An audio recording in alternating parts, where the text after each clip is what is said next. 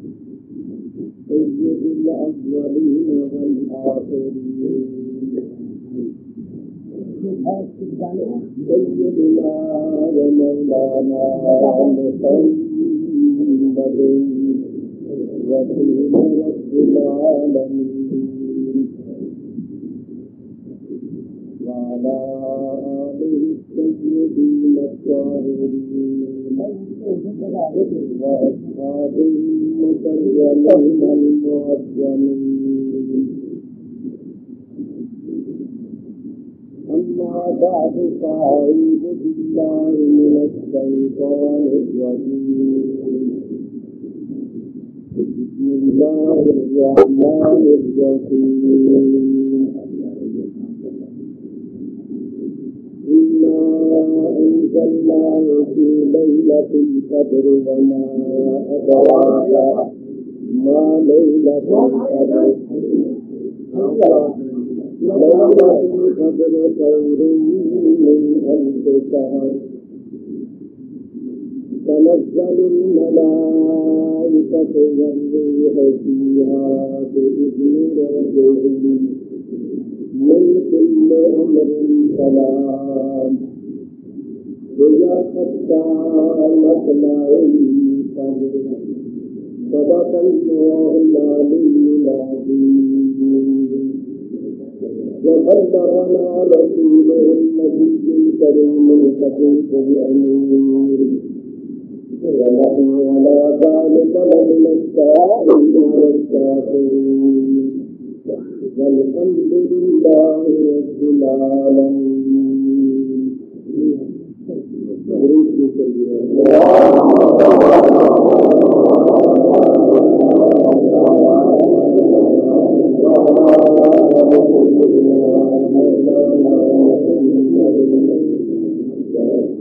سيدنا ومولانا محمد معدن الجود والكرم وبارك وسلم.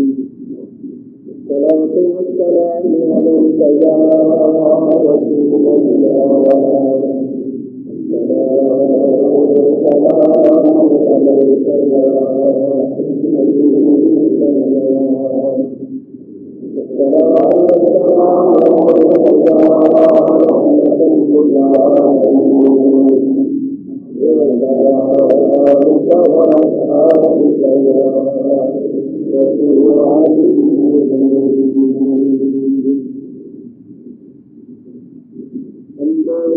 کے بعد میں نے آپ حضرات کے سامنے سورہ قدر شریف تلاوت کی ہے. اس سورہ شریفہ کا شان نزول لفظی ترجمہ چند تفصیلی فوائد بیان کرنے سے پہلے یہ عرض کرتا ہوں کہ میں اس بات میں برکت حاصل کرنے کے لیے حاضر ہوتا ہوں. کیونکہ ایسی مبارک محفلیں بہت کم ہوتی ہیں جہاں اہل محبت اور اہل سلوک اور اہل عقیدت کا اجتماع ہوتا ہے.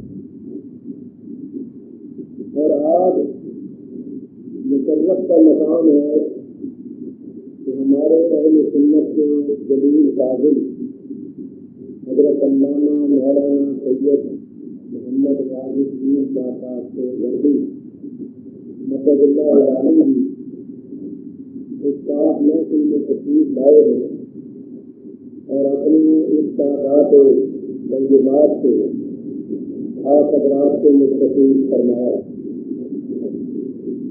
بیان کرنا کہ ان حضرات علماء کرام کا حصہ ہے. میں عالم نہیں ہوں، ان حضرات علماء کرام کا اپنا خادم ہوں.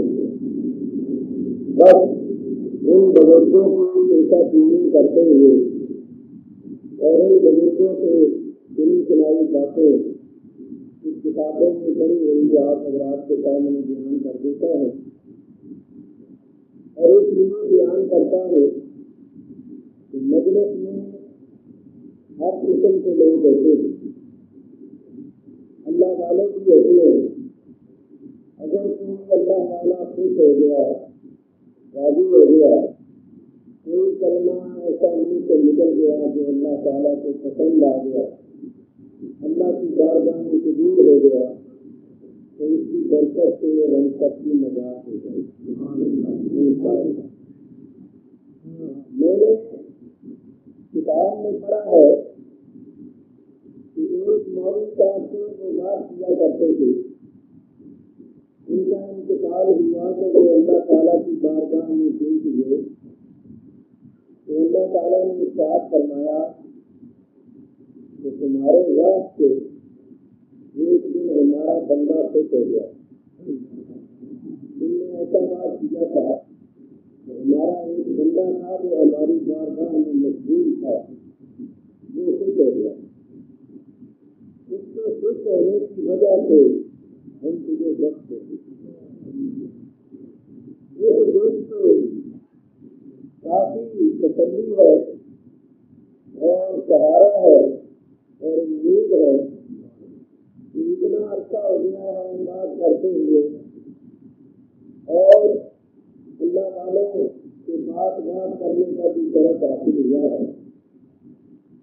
تو اتنے عرصے میں کوئی تو اللہ کا بندہ راضی ہوا ہی ہوگا اور انشاءاللہ العزیز ان نیک لوگوں کی برکت سے ہی نجات ہوگی اور بیڑا پار ہوگی. جب یہ جہاں اتنا خیال رکھتے ہیں کہ کیا وہاں نہیں رکھتے، وہاں جا کر کوئی بدل کر نہیں رہے گی.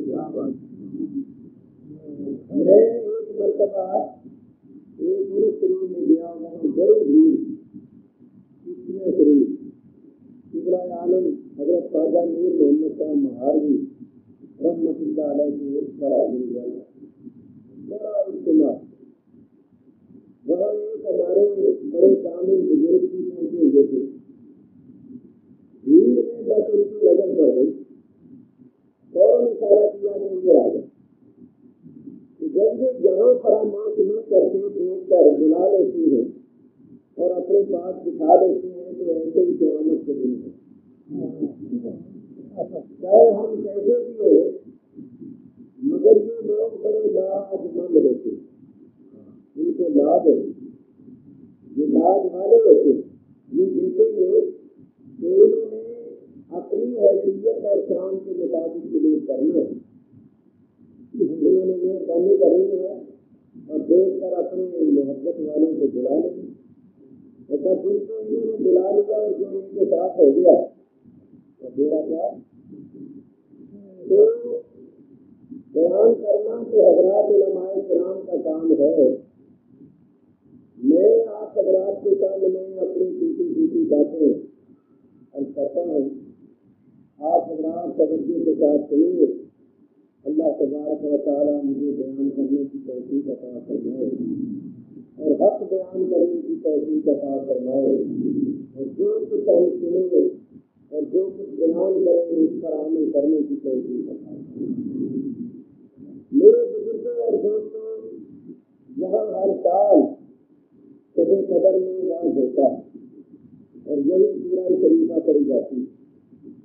سورت بھی ہوئی ہے، اس کا ترجمہ بھی ہوئی ہے، تفسیری نکات اور قواعد بھی ہوئی اور ان کو بار بار بیان کیا جاتا ہے. کیسے شب قدر ہر سال آتی ہے، اس کا بیان بھی ہر سال ہوتا ہے. تو بار بار بیان کرنا چاہیے، بار بار سننا چاہیے. پودے کو پانی ملتا رہے تو پودا سرسبز اور شاداب رہتا ہے. پانی تو نہیں ہوتا ہے لیکن وہی پانی بار بار دینا چاہیے. جو بیان آپ نے بارہا سنا ہوا ہے، لیکن یہ خیال نہیں کرنا چاہیے کہ پہلے بھی بیان کیا ہوا ہے، پہلے بھی سنا ہوا ہے. مقصد تو یہ ہے کہ محبوب کا ذکر کرنا ہے، محبوب کی یاد بنانی ہے، محبوب کا تذکرہ کرنا ہے. اللہ تبارک و تعالیٰ اس کو قبول کرے. سورہ شریفہ کا شان نزول جو ہے، نبی کریم علیہ السلام نے اپنے صحابہ کے سامنے پہلی امتوں سے چند عابدوں زاہدوں کا ذکر فرمایا کہ اے میرے صحابہ پہلی امتوں کے عابدوں زاہدوں نے بڑا جہد کیا ہے، بڑی عبادت کی ہے۔ حضور علیہ السلام کے بیان فرمانے کا مقصد یہ تھا کہ ان میں بھی زہد و عبادت کی رغبت پیدا ہو اور وہ زیادہ سے زیادہ زہد و عبادت کرے۔ حضور نے ارشاد فرمایا کہ اے میرے صحابیوں پہلی امتوں میں ایسے ایسے عابد و زاہد ہوئے کہ انہوں نے اپنی زندگی کا ایک طویل حصہ یعنی تقریباً 80 برس اس طرح گزارے کہ دن کو روزہ رکھا اور رات کو ساری رات اللہ کی عبادت کی۔ بعض ایسے بھی ہوئے کہ جنہوں نے دن کو روزہ رکھا اور راہ خدا میں جہاد کیا اور رات کو اللہ کی عبادت کی۔ صحابہ کرام رضوان اللہ تعالیٰ علیہم اجمعین نے جب یہ سنا تو ان کو رشک پیدا ہوا۔ ایک ہے حسد اور ایک ہے رشک۔ حسد جائز نہیں، حسد بری چیز ہے، لیکن رشک جائز ہے، رشک کرنا چاہیے۔ حسد یہ ہے کہ کسی کو اللہ نے کوئی نعمت دی ہے تو اس نعمت کو دیکھ کر جلے کہ ہائے اس کو یہ نعمت کیوں ملی، اور اس کی کوشش یہ ہو کہ یہ نعمت اس سے چھن جائے، ان کے پاس نہ رہے۔ یہ ہے حسد۔ اور رشک یہ ہے کہ اللہ تعالیٰ نے کسی کو کوئی نعمت عطا فرمائی ہے تو اس نعمت کو دیکھ کر وہ تمنا کرے کہ اے کاش یہ نعمت مجھے بھی ملی، میں بھی اس نعمت سے سرفراز ہوں۔ تو رشک کرنا چاہیے کہ صحابہ کرام نے رشک کرتے ہوئے کہا یا رسول اللہ صلی اللہ علیہ وسلم، حضور ہمارے ماں باپ آپ پر قربان ہو گئے، ہماری تو پہلے عمر ہی اتنی نہیں ہوتی، پھر ہم ہمیشہ روزہ نہیں کرتے اور ساری رات عبادت بھی نہیں کرتے، ان کو ہم کاروبار کرتے رات کو کچھ سوتے بھی ہے، تو ان لوگوں نے جب اتنی عبادت کی، اتنا جہد کیا، تو کل قیامت کے دن جب اجر و ثواب ملے گا تو وہ تو ہم سے آگے بڑھ جائیں گے، ہم پر توفیق لے جائیں گے اور ہم سے پیچھے رہ جائیں گے، پھر ہم خیر من کیسے ہوئی۔ حضور علیہ السلام کو بھی خیال پیدا ہوا کہ پہلے لوگوں کی عمریں زیادہ ہوتی تھی، ان کو عبادت کے لیے وقت زیادہ مل جاتا تھا، اور حضور فرماتے ہیں میری امت کی عمریں میرے سامنے پیش کی گئی تو میں نے اپنی امت کی عمروں سے کم پایا، پہلے لوگوں کے مقابلے میں ان کی عمریں کم پڑی، تو خود حضور کو بھی خیال پیدا ہوا کہ کل قیامت کے دن اگر پہلی امتوں سے لوگ آگے بڑھ گئے اور میری امت پیچھے رہ گئی تو پھر میری امت خیر من کیسے ہوئی۔ یہ اللہ تعالیٰ نے میری بنی فرمائی اور یہ سبھی قدر عطا فرمائی کہ اے میرے حبیب آپ فکر نہ کریں، اپنے غلاموں کو بھی تسلی اور تسلی دے، ہم آپ کی امت کو ایک رات ایسی عطا فرما دیتے ہیں جو 1000 مہینے کے برابر نہیں بلکہ 1000 مہینے سے بہتر۔ اگر 1000 مہینے میں اگر سال بنائے جائیں تو 83 برسدار مہینے ہوتے ہیں۔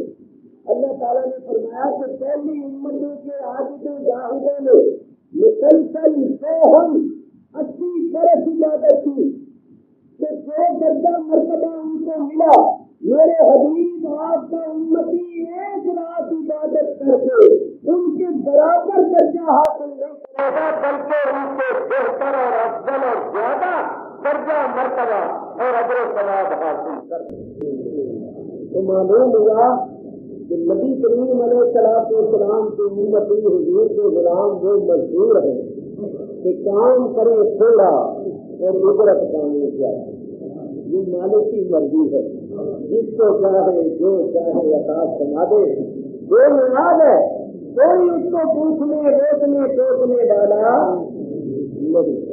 میرے بزرگوں اور دوستوں جو ہے سورہ شریفہ کا شان نزول، اللہ تعالیٰ ارشاد فرماتا ہے اِنَّا أَنزَلْنَاهُ فِي لَيْلَةِ الْقَدْرِ، بے شک ہم نے اس کو یعنی قرآن کو لیلۃ القدر میں اتارا، وما ادراک ما لیلۃ القدر، اور تم نے کیا جانا کہ لیلۃ القدر کیا ہے؟ لیلۃ القدر خیر من الف شہر، لیلۃ القدر 1000 مہینے سے بہتر ہے۔ تنزل الملائکۃ والروح فیہا بإذن ربہم، اترتے ہیں اس رات فرشتے اور روح اپنے رب کے حکم سے، من کل امر، ہر امر کے ساتھ، سلام ہو حتی مطلع الفجر، سلامتی ہے اور وہ فجر کے طلوع ہونے تک ہے۔ یہ ہے اس سورہ شریفہ کا لفظی ترجمہ۔ تشریح اور تفسیر کے سلسلے میں جو باتیں عرض کرنی ہے وہ غور سے سنیں۔ فرمایا انا انزلناہ فی لیلۃ القدر، بے شک ہم نے قرآن کو لیلۃ القدر میں اتارا۔ آپ حضرات جانتے ہیں کہ قرآن ایک رات میں نہیں اترا، قرآن نبی کریم علیہ السلام کی ذات اقدس پر تقریباً 23 برس کے عرصے میں اترا، اور اللہ تعالیٰ یہاں فرماتا ہے کہ ہم نے قرآن کو لیلۃ القدر میں اتارا۔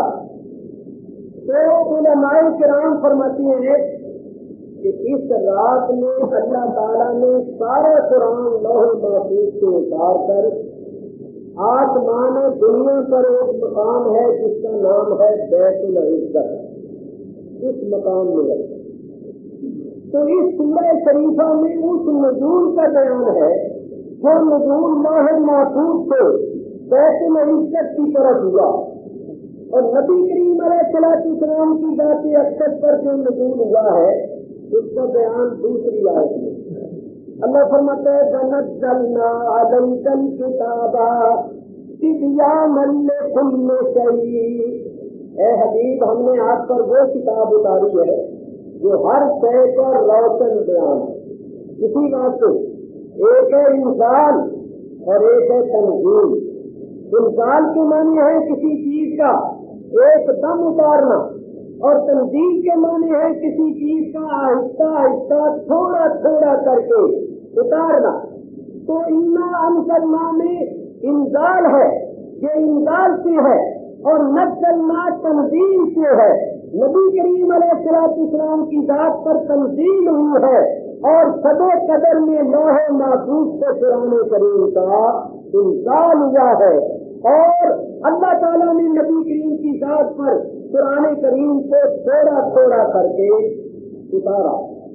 یہاں میں ایک بات کرتا ہوں، علماء تفسیر نے تفسیروں میں یہی لکھا ہے آمنا وصدقنا، علماء کرام جو بیان فرمائیں ہمارا سر اس کے سامنے جھکا ہوا ہے، لیکن میں یہ عرض کرتا ہوں کہ آسمان دنیا پر وہ کون سا بیت العزت ہے جس میں یہ قرآن اتارا گیا؟ میرا ذوق یہ کہتا ہے کہ اللہ تعالیٰ نے اس رات میں سارا قرآن اتار کر حضور علیہ السلام کے قلب پاک میں رکھا۔ سارا قرآن حضور علیہ السلام کی ذات پر براہ راست اترا ہے، جس میں جبریل کا بھی دخل ہے۔ اور اگر کوئی اس کی دلیل پوچھے تو میں دلیل پیش کرتا ہوں۔ اللہ تعالیٰ ارشاد فرماتا ہے إِنَّكَ لَتُلَقَّى الْقُرْآنَ مِن لَّدُنْ حَكِيمٍ عَلِيمٍ، اے میرے حبیب آپ حکیم اور علیم کی طرف سے قرآن القا کیے گئے ہیں، قرآن القا کیے گئے ہیں۔ سارا قرآن اللہ تعالیٰ نے حضور کے قلب پاک پر القا کیا ہے۔ القا کے معنی ہے ڈالنا، دل میں ڈالنا۔ سارا قرآن حضور کے قلب پاک پر القا کیا گیا۔ جبریل امین آتے تھے، جس حکم کے ظاہر کرنے کا وقت آتا تھا اللہ کی طرف سے اجازت لے کر آتے تھے، وہ آیت پڑھ دیتے تھے۔ مطلب یہ تھا کہ محبوب اس حکم کو ظاہر کر دے۔ چنانچہ یہی بات ہے۔ ایک اور یہ دیکھیے، میں نے پہلے عرض کر دیا ہے کہ یہ میرا ذوق کہتا ہے، کوئی فتوا فتوا نہ لگائے، جس کا دل چاہے قبول کر لے، جس کا دل چاہے بات کر لے۔ دیکھیے جبریل امین حاضر ہو رہے اور حاضر ہو کر کہتے ہیں یا رسول اللہ، آپ کا رد فرماتا ہے یا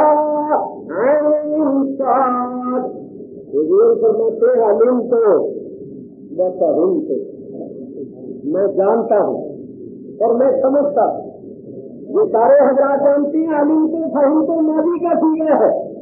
جبریل نے یہ نہیں کہا کہ حضور نے یہ نہیں فرمایا میں نے تجھ سے سن کر جان لیا ہے، میں نے اب جان لیا، فرمایا تم تو اب لے کر آ رہے ہو، ہم تو پہلے سے ہی جانتے ہیں، ہم تو پہلے سے ہی سمجھتے ہیں۔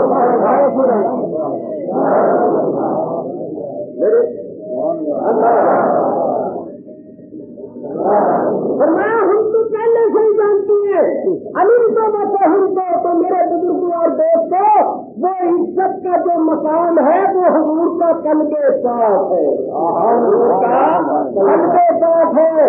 اس رات میں اللہ نے سارا قرآن حضور کے قلب پاک پر اتارا اور اس کے بعد اس کی ہوئی ہے تنزیل۔ جس حکم کے ظاہر کرنے کا نافذ ہونے کا وقت آتا تھا، جبریل آتے تھے، وہ آ کر آیت کر دیتے تھے، تو مطلب یہ تھا کہ اس حکم کو نافذ کر دو، اس حکم کو ظاہر کر دو۔ بھائی دیکھو، ہم اہل محبت کی جو باتیں ہیں وہ ہے محبت کے ساتھ تعلق رکھنے والی۔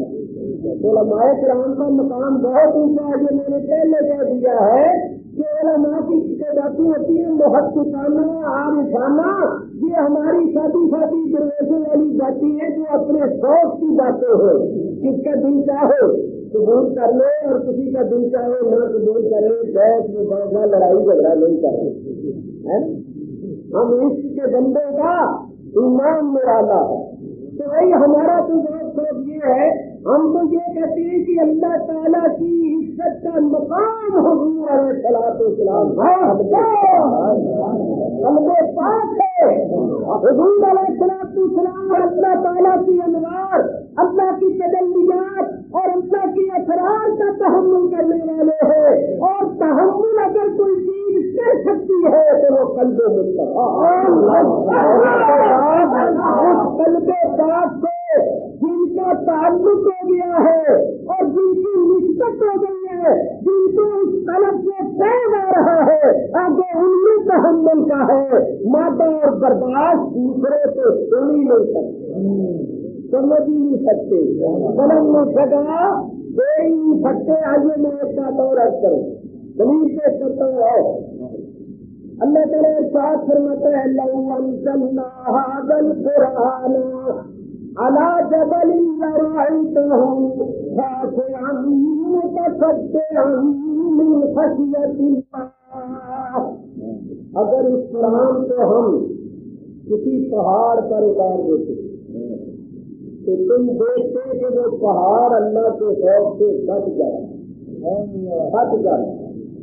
میرا غور کیجیے، خاشعا متصدعا، ڈٹ جاتا، بٹ جاتا، صرف دبتا ہی نہیں، چار ٹکڑے ٹکڑے بھی ہو جاتا۔ تو بتاؤ اگر یہ قرآن کسی پہاڑ پر لازم ہوتا تو وہ پہاڑ ٹکڑے ٹکڑے ہوتا یا نہیں ہوتا؟ یقیناً ہوتا، کیونکہ صبر دے رہا ہے اللہ۔ یہ کوئی عالم، کوئی مفتی، کوئی محدث، کوئی اللہ نہیں صبر دے رہا، صبر دے رہا ہے اللہ، اور اللہ کی صبر کبھی غلط نہیں ہو سکتی۔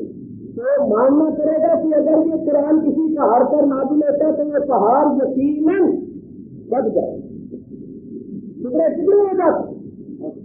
اب میں آپ سے پوچھتا ہوں کہ یہ سارا قرآن حضور کے قلب اقدس پر نازل ہوا ہے یا نہیں ہوا؟ فَإِنَّهُ نَزَّلَهُ عَلَىٰ قَلْبِكَ، اللہ نے سارا قرآن حضور کے قلب پاک پر اتارا۔ حضور کا قلب پھٹا، ٹکڑے ٹکڑے ہوا نہیں۔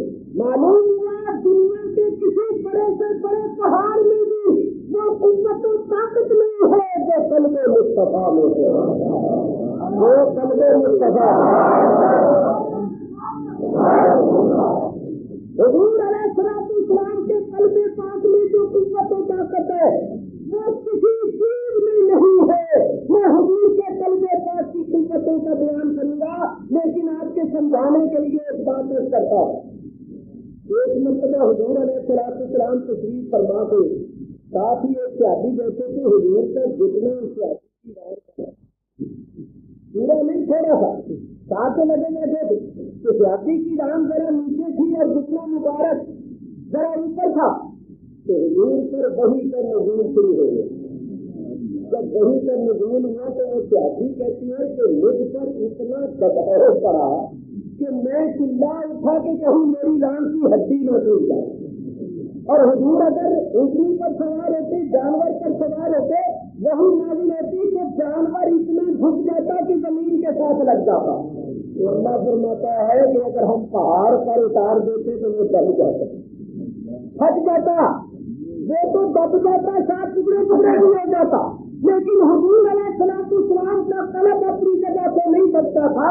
اس کا اثر بدن مبارک پر اور دوسری چیزوں پر بھی اتنا کرتا کہ سواری بھی چل جاتی، کوئی ساتھ بیٹھا ہوتا اس کے کوئی حصہ بدن کا نیچے ہوتا وہ بھی دب جاتا اور اس پر دباؤ کرتا. لیکن وحی الہی کا تحمل اگر کوئی چیز کر سکتی تھی، قرآن کے نزول کا تحمل کوئی چیز کر سکتی تھی تو وہ قلب وہ حضور علیہ السلام کا دل ہے. اس حضور کے دل کی حقیقتوں کو کون جان سکتا ہے؟ جو اللہ کے اسرار کا خزانہ ہے. ارے میاں اللہ تو فرماتا ہے کہ میں کسی جگہ میں نہیں سما سکتا، نہ آسمانوں میں نہ زمینوں میں. اگر سمانا چاہوں تو اپنے بندے کے دل میں سما جاؤں، چاہوں تو سما جاؤں. اور حبیب کے دل میں تو سمایا ہی ہوا تھا، حبیب کے دل میں تو سمایا ہوا تھا.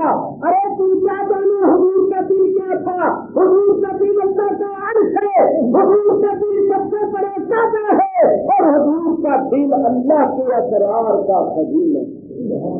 اعلیٰ حضرت امام اہل سنت نے سلام کو لکھا ہے نا، مصطفیٰ جان رحمت کے لاکھوں سلام. حضور کے سر کے بالوں سے لے کر پاؤں کے ناخنوں تک ایک ایک عضو شریف پر سلام بھیجا.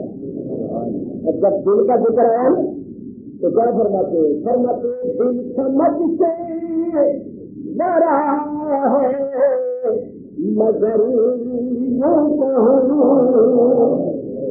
دل سمجھ سے ڈرا ہے مگر یوں کہوں، دل پائے لاج بہدر سے لاکھوں سلام، دل پائے لاج بہدر سے لاکھ. اچھا بھائی ایک اور دلیل پیش کرتا ہوں قرآن کریم، ذرا غور کرو. اللہ تعالیٰ صاف فرماتا ہے وَإِذَا أَخَذَ اللَّهُ مِيثَاقَ النَّبِيِّينَ، یاد کرو جب کہ اللہ نے سارے نبیوں سے پکا عہد لیا. نبیین سیغہ ہے جمع کر، اور جمع کر جب الف لام داخل ہو جائے تو فائدہ عموم و استغراق کا دیتا ہے. معلوم یہ ہوا کہ اللہ تعالیٰ نے تمام انبیاء کو جمع کروایا. وَإِذَا أَخَذَ، ذرا غور کرو، اللہ تعالیٰ ارشاد فرماتا ہے وَإِذَا أَخَذَ اللَّهُ مِيثَاقَ النَّبِيِّينَ، یاد کرو جب کہ اللہ نے سارے نبیوں سے پکا عہد لیا. نبیین سیغہ ہے جمع کا، اور جمع کر جب الف لام داخل ہو جائے تو فائدہ عموم و استغراق کا دیتا. معلوم یہ ہوا کہ اللہ تعالیٰ نے تمام انبیاء کو جمع فرمایا. وَإِذَا أَخَذَ اللَّهُ مِيثَاقَ النَّبِيِّينَ، یاد کرو جب کہ اللہ نے سارے نبیوں سے پکا عہد لیا. یہ عہد کہاں لیا؟ عالم ارواح. بولو کہاں عہد لیا تھا؟ عالم ارواح میں. پہلی بات یہ ثابت ہوئی کہ نبی عالم ارواح میں صفت نبوت سے موصوف ہو چکے تھے، کیونکہ اللہ فرماتے ہیں نبیوں سے عہد لیا، اور عہد لیا عالم ارواح میں. تو قرآن سے ثابت ہوا کہ نبی عالم ارواح میں نبی بن چکے. اللہ تعالیٰ فرماتا ہے وَإِذَا أَخَذَ اللَّهُ مِيثَاقَ النَّبِيِّينَ، یاد کرو جب کہ اللہ نے سارے نبیوں سے پکا عہد لیا. آگے سنو، اللہ نے نبیوں سے فرمایا لَمَا آتَيْتُكُم مِّن كِتَابٍ وَحِكْمَةٍ، اے نبیوں میں نے تمہیں کتاب اور حکمت سے دیا ہے. ثابت ہوا کہ نبی عالم ارواح میں ہی نبوت سے، کتاب سے اور حکمت سے سرفراز ہو چکے تھے. وہاں کتاب بھی مل چکی تھی، وہاں حکمت بھی مل چکی تھی، نبوت بھی مل چکی تھی. اس کی تائید قرآن سے سنیے.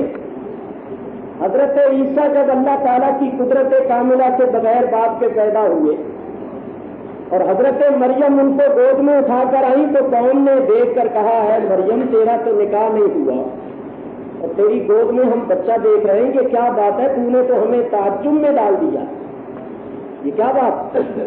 تو حضرت مریم نے جواب نہیں دیا، فرمایا میں نے چپ کا روزہ رکھا ہوا ہے. ایک چپ کا بھی روزہ ہوتا ہے. انی نذرت للرحمن صوما فلن اکلم اليوم انسیا، میں نے رحمان کے لیے نظر مانی ہے چپ کے روزے کی کہ میں روزہ رکھوں گی اور ایسا روزہ کہ کسی سے کلام نہیں کروں گی. روزہ کئی قسموں کا ہوتا ہے، روزے کی کئی قسمیں جو رکھتی ہیں نا ان سے پوچھو. مائی صاحبہ نے کہا اس بچے سے بات کرو، بولی نہیں ہے تو وہ خود تو روزہ رکھا ہوا تھا چپ کا.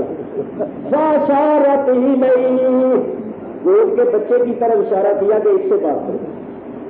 وہ کہنے لگے کہ ہم اس سے کیسے کلام کریں، جو گود کا بچہ ہے، بولنے کے قابل نہیں، سمجھنے کے قابل نہیں، ہم اس سے کیسے کلام کریں. بس ان کا یہ کہنا تھا کہ حضرت عیسیٰ علیہ السلام ماں کی گود میں بولے انی عبد اللہ، میں اللہ کا بندہ ہوں.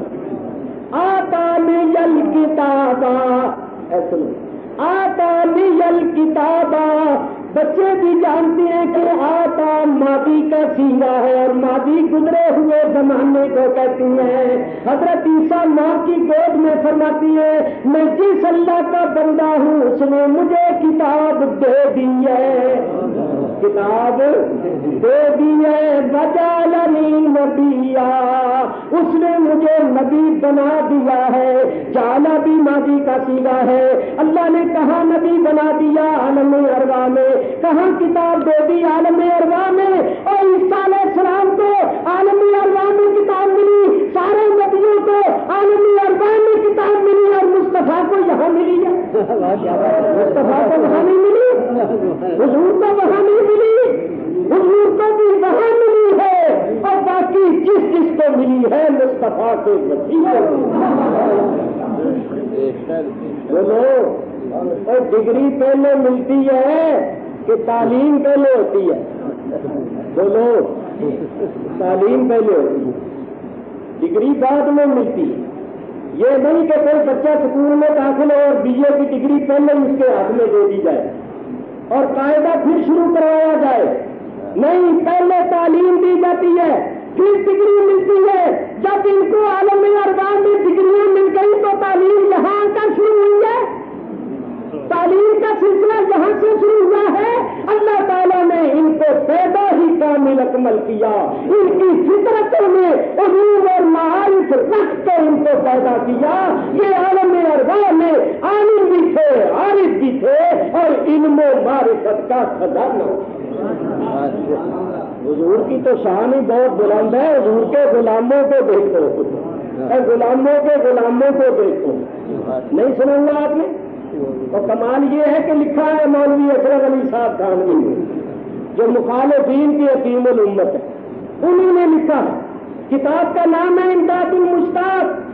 حضور علیہ السلام جب معراج کی رات گئے، حضرت موسیٰ علیہ السلام سے ملاقات ہوئی تو موسیٰ علیہ السلام نے ایک بات پوچھی. حضور میں ایک بات پوچھتا ہوں، آپ کا یہ فرمان ہے علماء امتی کا انبیاء بنی اسرائیل، میری امت کے علماء بنی اسرائیل کے نبیوں جیسے.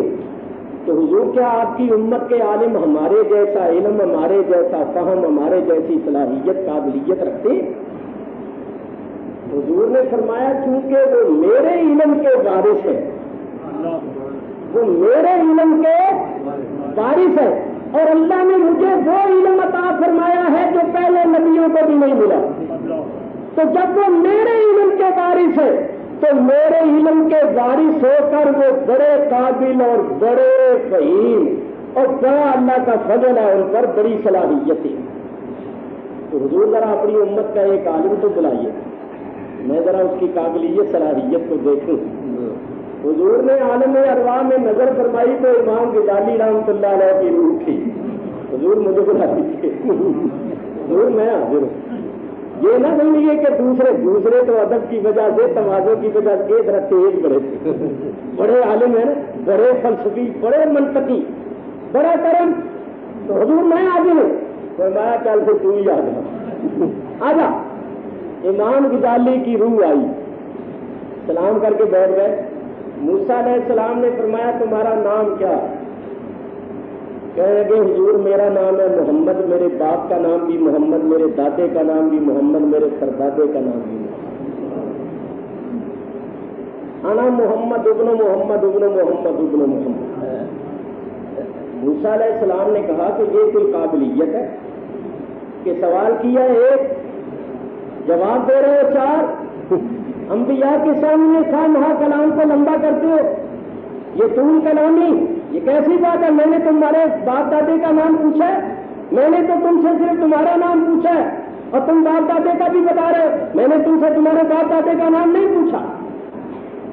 تو امام غزالی نے عرض کیا حضور اللہ تعالیٰ نے آپ سے فرمایا تھا وما تلک بیمینک یا موسیٰ، اے موسیٰ تیرے دائیں ہاتھ میں کیا؟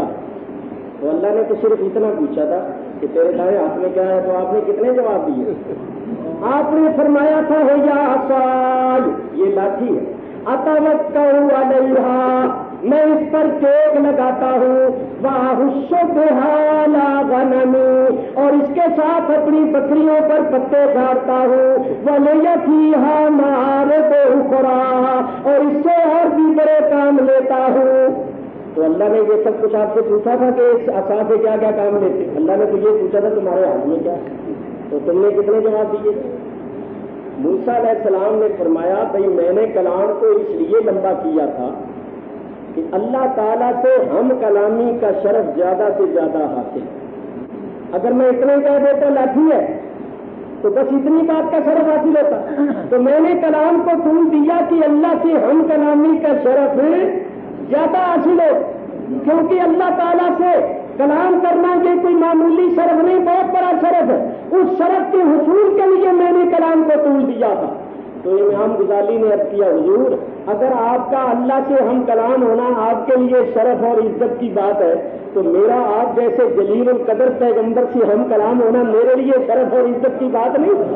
میں نے بھی اسی بات کے کلام کو طول دیا کہ آپ سے زیادہ ہم کلامی کا شرف حاصل ہو. اب موسیٰ علیہ السلام خاموش ہو گئے. حضور نے امام غزالی کو ہاتھ سے ایسے ذرا چوپا دے کے فرمایا اب تو بھی آپ غزالی ادب کر تو مناظرہ ہی شروع کر دے.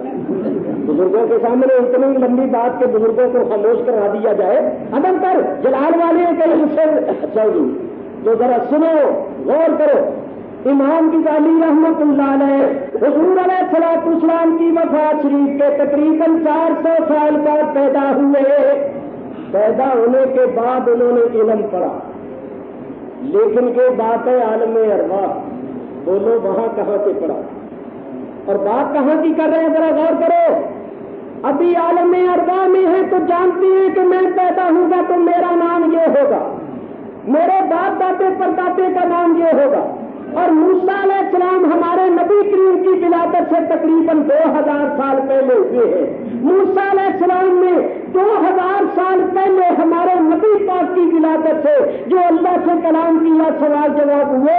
موسیٰ علیہ السلام اس کا بھی علم رکھتی ہے. جب غلاموں کے علوم کا یہ حال ہے کہ عالم ارواح میں اگلی پچھلی باتوں کا علم ہے تو خود سرکار دو عالم کے علم کا کیا ہے؟ جاننے والوں سے پوچھو، امام شرف الدین بوسیری صاحب قصیدہ بردہ شریف حضور نے ایسے ہی اپنی چادر اتار کے نہیں کی. وہ فرماتی ہے فَإِنَّ مِن جُودِكَ الدُّنْيَا وَدَرَّتَهَا وَمِنْ عُلُومِكَ عِلْمَ اللَّوْحِ وَالْقَلَمِ. یا رسول اللہ، یہ دنیا اور آخرت تو آپ کی سخاوتوں میں سے ایک سخاوت ہے، اور لوح محفوظ اور قلم کا علم تو آپ کے علموں میں سے ایک علم ہے. یا رسول اللہ، یہ لوگ ہیں جاننے والے، یہ ہیں جاننے والے. نہیں، یہ جاننے والے تماہتے ہی نہیں ہے، یہ تو شرف الدین بصیری ہے. ارے سرکار کی حقیقت تو تماہتے ہی صدیق اکبر نے بھی نہیں جانا. صدیق اکبر جو اس امت میں سب سے افضل، سب سے اعلیٰ، سب سے بالا ہے، اور حضور فرماتے ہیں جو اللہ نے میرے سینے میں ڈالا ہے میں نے ابو بکر کے سینے میں ڈال دیا. حضور اس ابو بکر سے فرماتے ہیں یا ابا بکر والذی بعثنی بالحق لم یعرفنی حقیقتا غیر ربی. اے میرے رب، اے صدیق اکبر، مجھے قسم ہے اس ذات کی جس ذات نے مجھے حق کے ساتھ بھیجا ہے، جیسا کہ میں حقیقت میں ہوں، میرے رب کے سوا مجھے کسی نے پہچانا ہی جانا ہی نہیں. نہ حلیم بھید کھلا ہے یہ، نہ مقام چونا چرا ہے یہ. تو خدا سے پوچھ وہ کون تھے تیری بکریاں جو چرا. ارے میاں، لوگوں نے حضور کی شان کو سمجھا ہی نہیں. بس جتنی کسی کو اللہ نے وسعت دی ہے، جتنا قلب کشادہ کیا ہے، ہر کوئی اپنے درجے مرتبے کے مطابق پہچانتا ہے، اور تماہتے ہی سرکار کی شان کو کوئی نہیں جانتا. اللہ جانتا، اللہ جانتا ہے شان مصطفیٰ کو، اور مصطفیٰ جانتے ہیں شان خدا. باہر صورت دور چلی جا رہی ہے بات. اللہ تبارک و تعالیٰ نے شب قدر میں سارا قرآن اتارا، اور اتار کر کہاں رکھا؟ بیت العزت. بیت العزت، عزت کے گھر میں. اور عزت کا گھر کون سا ہے؟ مفسرین فرماتے ہیں پہلے آسمان پر ہے، پہلے آسمان پر ہے. اور صوفیاء فرماتے ہیں وہ قلب مصطفیٰ ہے صلی اللہ تعالی علیہ وسلم. آگے اللہ تعالیٰ ارشاد فرماتا ہے وما ادراک ما لیلۃ القدر. اور تم نے کیا جانا کہ لیلۃ القدر کیا ہے؟ ذرا غور کرو. یہ ادراکا جو ہے یہ ادراک سے ہے، اور ادراک کے معنی ہے کسی چیز کو اٹکل قیاس سے جاننا.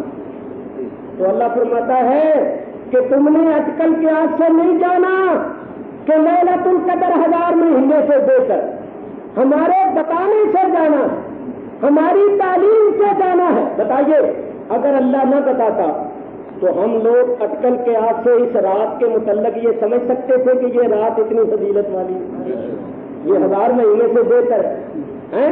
تو ادراک کے معنی، ادراکا جو ادراک ہے، ادراک کے معنی کیا ہے؟ کسی چیز کو اٹکل قیاس سے جاننا.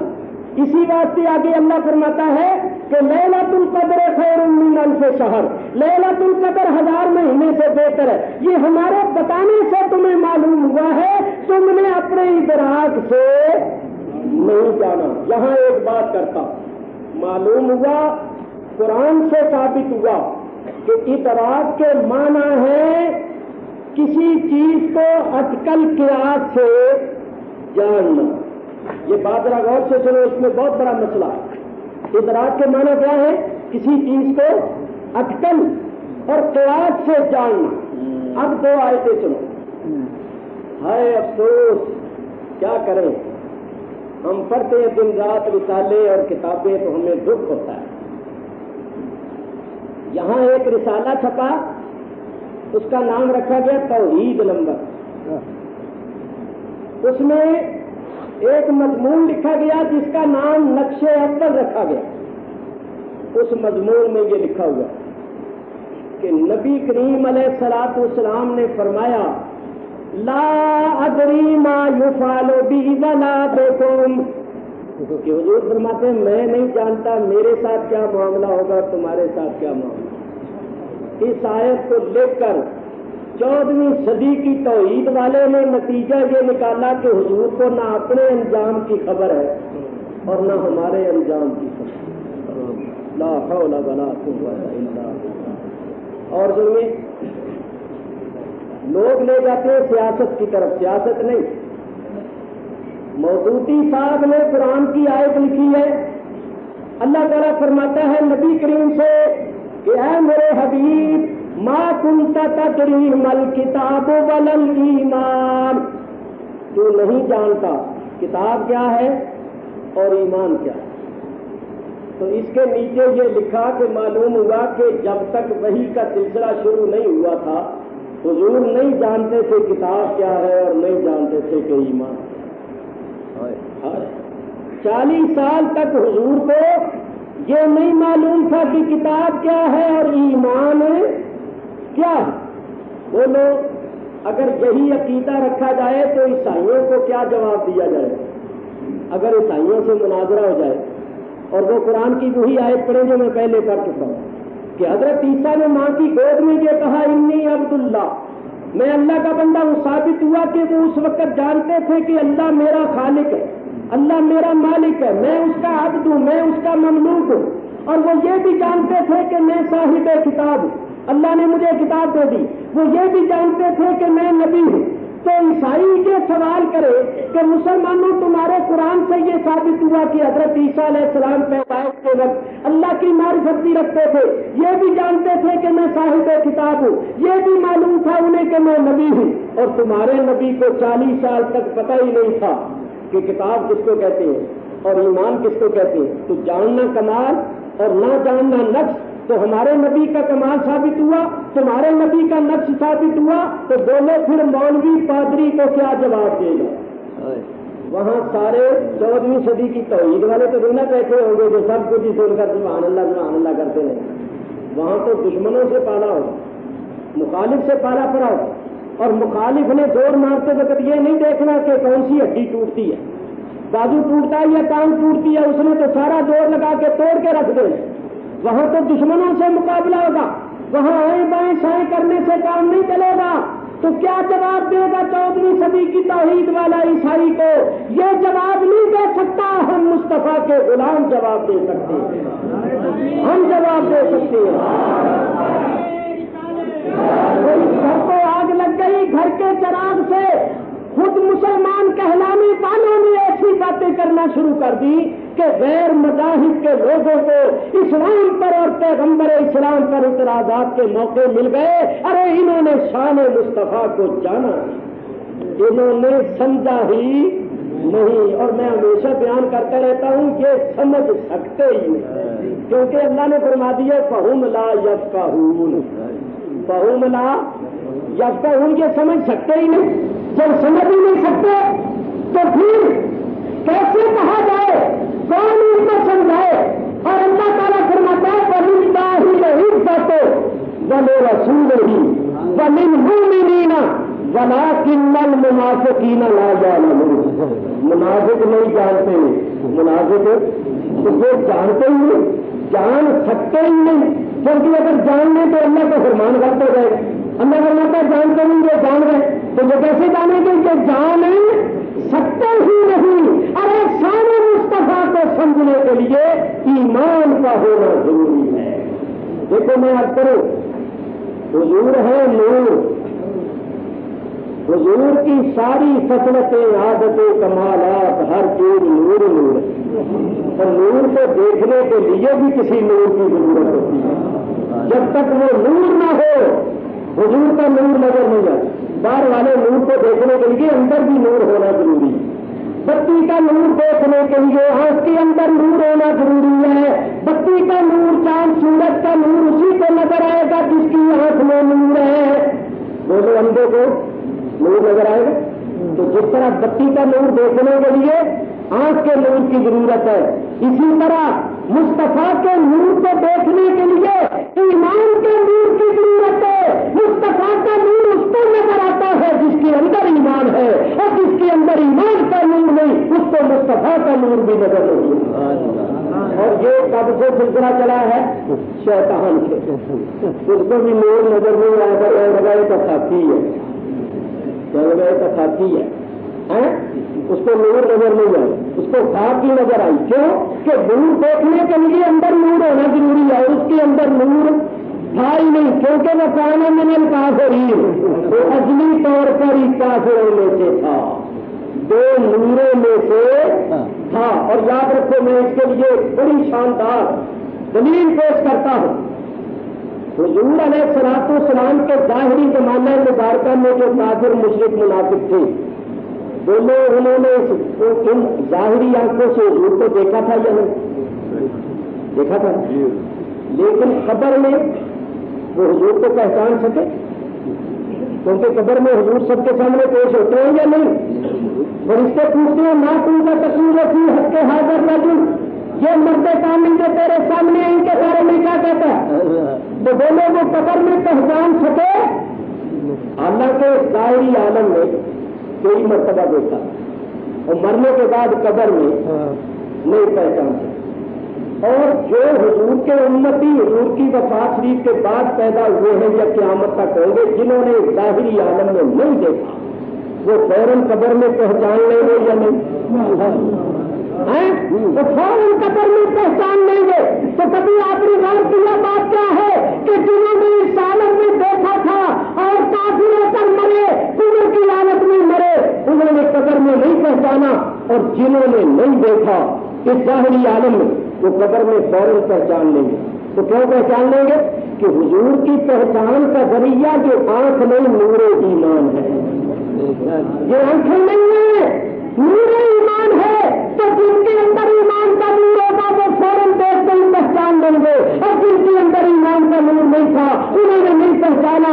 ثابت ہوا کہ سرکار کی پہچان کا ذریعہ جو سر کی آنکھ نہیں دل کی آنکھ ہے، اور ایمان کا نور ہے وہی پہچانتا ہے جس کے اندر نور ہے، اور جو اندر سے نور سے خالی ہے وہ سرکار کو نہیں پہچان سکتا۔ دیکھیے یہی نور ہی ہر جگہ کام آئے گا، قبر میں بھی اسی نور کے ذریعے سے آپ پہچانیں گے، اور حشر کا میدان ہوگا تو کیا ہوگا؟ قرآن پڑھ کے دیکھیں، اللہ فرماتا ہے یوم تری المؤمنین والمؤمنات، قیامت کے دن تم مومن مردوں اور مومن عورتوں کو دیکھو گے، یسعی نورہم بین ایدیہم وبایمانہم، جب وہ چلیں گے تو اللہ فرماتا ہے ان کا نور بھی ان کے ساتھ چلے گا، یسعی نورہم، چلے گا ان کا نور، بین ایدیہم، ان کے آگے آگے،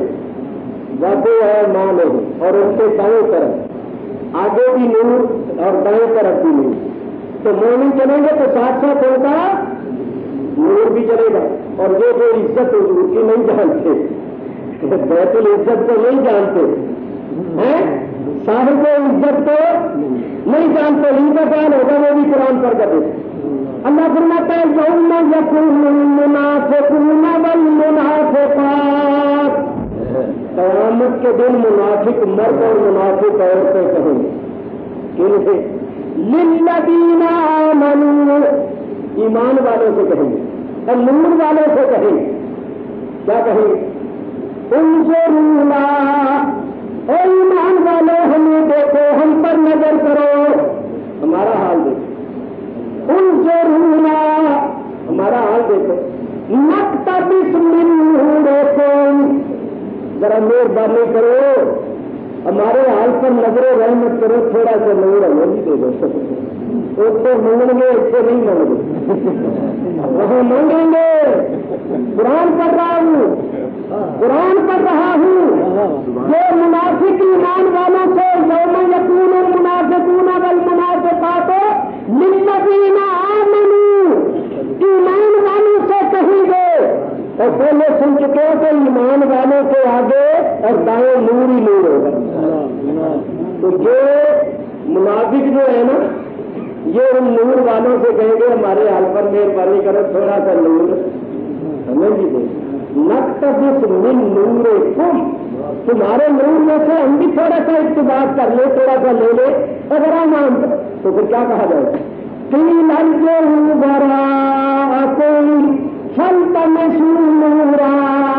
कहा जाएगा जाओ वापस दुनिया में चले जाओ, वहां जाकर नूर मांगो। ये बहुत अजीब चोट है। जाओ वापस, तो जितने आए उससे ही चले जाओ, जाओ वापस ही तुम वापस जाओ, वापस ना जाओ, फल का महसूस नूरा, वहां जाकर नूर मांगो। अल्लाह अल्लाह, सुनो सुनो, ईमान वाले कहेंगे जो नूर यहाँ नहीं मिलता, जो दुनिया में मिलता था, और मिलता था बारगाह मुस्तफा से, मिलता था अल्लाह मिलता था हुजूर की बारगाह से। और किनको मिलता था? जो नूर मानते थे और नूर मानकर नूर मांगते थे। तुमने ना नूर माना, ना मांगा, ना तुम्हें मिला, जब हुजूर की बारगाह से नहीं मिला तो हमसे कैसे मिल सकता है? ये उनको मिलता था जो झोली फैला के जो कहते थे महकता तू बादशाह, हर देश अल्लाह नूर का, या रसूल अल्लाह या हबीब अल्लाह महकता तू बादशाह, या रसूल अल्लाह शबे कदर है हसनैन का सदका महकता तू बादशाह, हर देश अल्लाह नूर का। सिद्दीक़ अकबर का सदका, फारूक आजम का सदका, जो सदर गुंबद में आपके साथ लेते हुए हैं, उनका सदका महकता तू बादशाह, हर देश अल्लाह नूर का, महकता तू बादशाह, हर देश अल्लाह